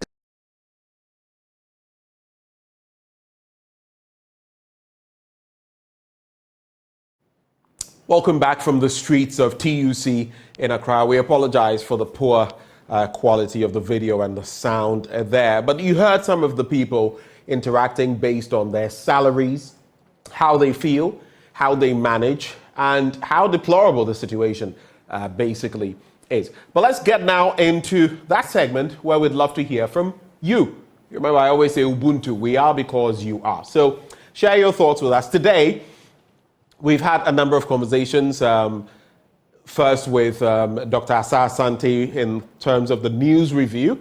He shared his thoughts on aquaculture and support. We had Al-Hassan Suhuyini for the big stories. He spoke about the situation in Kalpohene, among other issues, the EC, the majority side in Parliament and everything happening, among other issues. What are your thoughts? Call that number, 0302-211-691, 0302-211-691. Akonoba, it's been a while. Good to hear you on the line. What are your thoughts? Hello, Akonoba. Yeah. Good morning. How are you? Very cool. All right. What are your quick thoughts for us? Yeah. I want to ask Dr. Bawumia this question. Now that government has increased the salaries of public sector workers by a little over 22%, is Bawumia going to take that as part of his achievement, or is going to blame it on Akufo-Addo's government? That's a big question you should answer. My brother, the NPP now, everything that they are doing, they are preparing themselves for opposition. It is clear.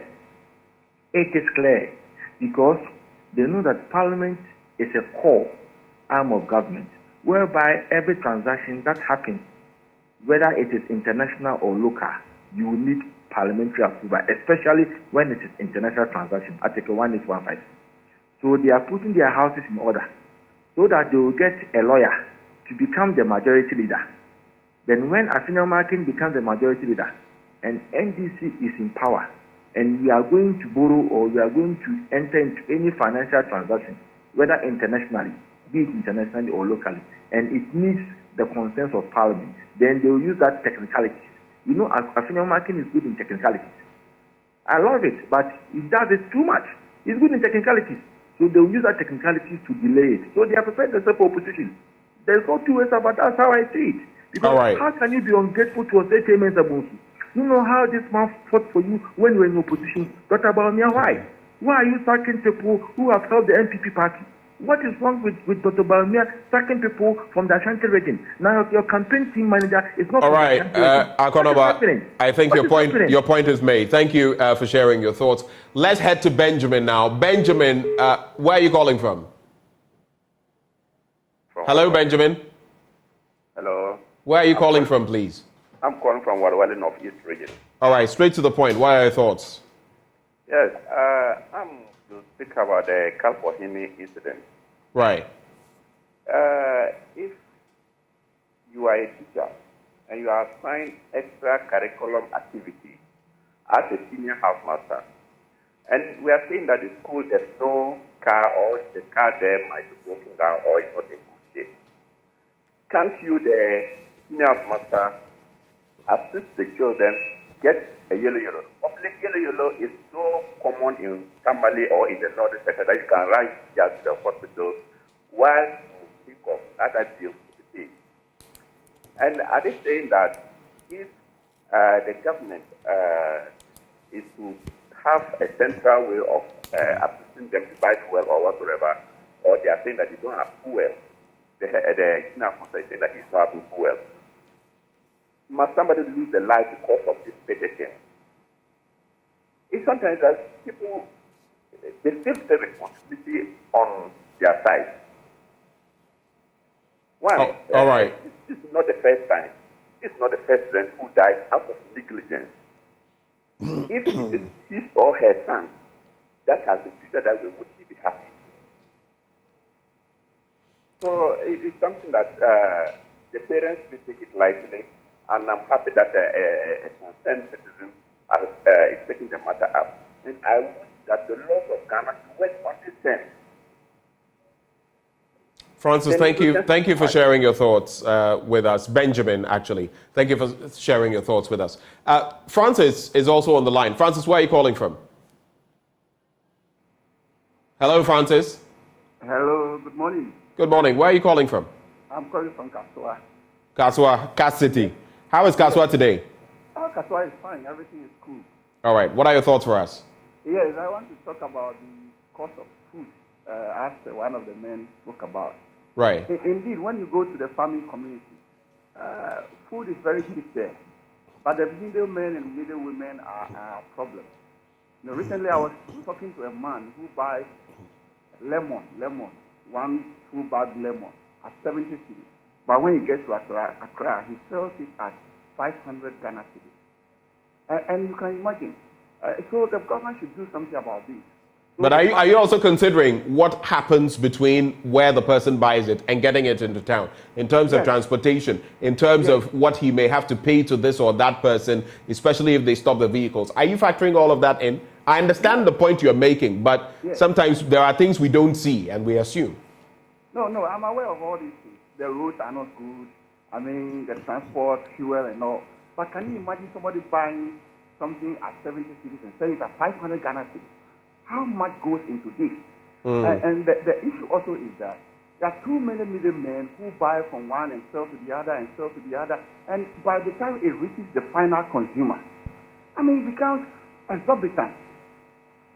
Something must be done about this. When you go to the market queens, market whatever, and they control everything, the final consumer is a sufferer. But the state is also aware of these things, but they are not doing anything about it. It's very pathetic. Now you go to market and it's sad.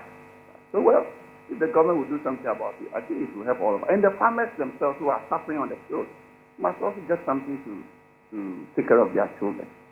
Thank you very much. Thank you, Francis, for sharing your thoughts with us.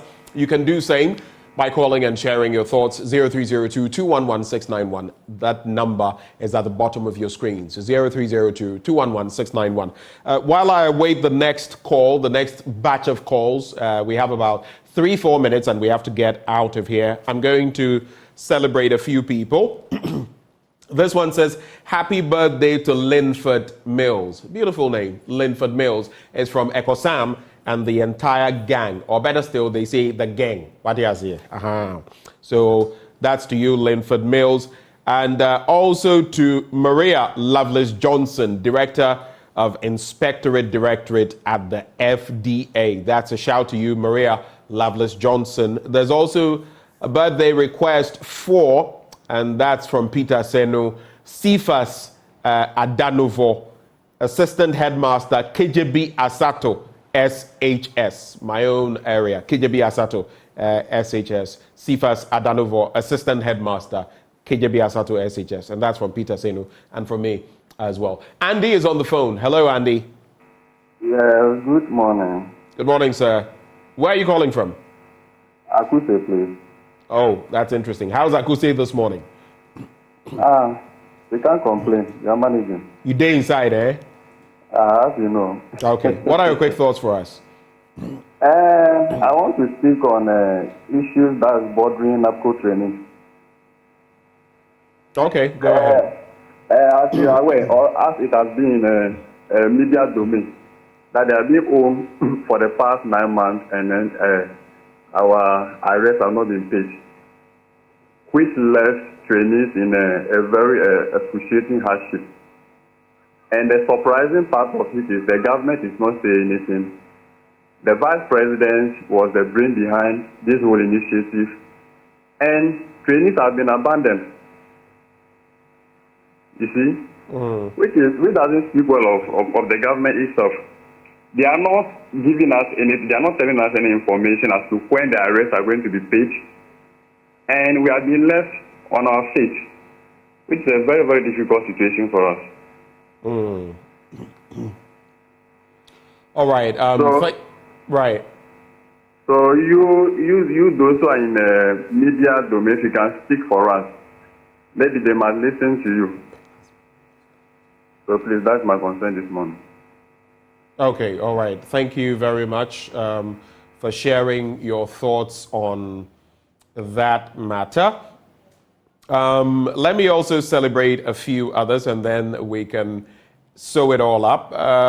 There's happy birthday to you, Mr. Postino. I don't know whether it's Dougal or Dougley. Mr. Postino, CEO of Tino Solutions Limited. God bless you in every aspect of your life. It's from Max Fuga on behalf of management and staff of the Multimedia Group. Mr. Dougley, happy birthday to you. This one comes through from Linda Doreen Ashong. You say it's your Sunday school teacher's 50th birthday. Happy New Year and blessed 50th birthday to Ms. Maria. Okay, so I think it's the same person, Lovelace Johnson, aka Auntie Maria of Food and Drugs Authority, from all, and she says, from all your generational Sunday school children of St. Augustine Anglican Church, Dansoman, we love you. And so that is the latest bit there. We celebrate a few people. Final caller. Pastor Moses is on the line. Good morning, Pastor Moses. Yeah, thank you very much for the good work you are doing for Marathon. Thank you. Thank you very much. My problem is about, I just want to ask the government, what has been the sin of Upper East?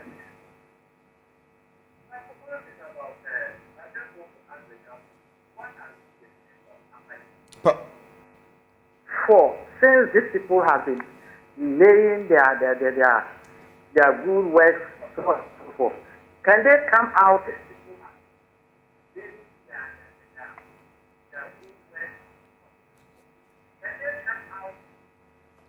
and point at one particular thing they have done for Upper Eastness?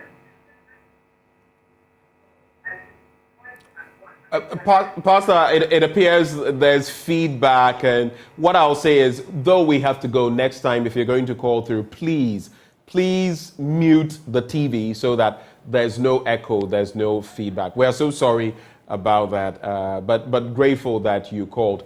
Just note that in the next few minutes, in fact, we're going to also bring you live coverage of the Disability Career Fair taking place at the British Council Hall. Look forward to more of that on this channel. But from us to you, good morning. Thank you for joining the conversation, and we wish you the best of the day. Do enjoy.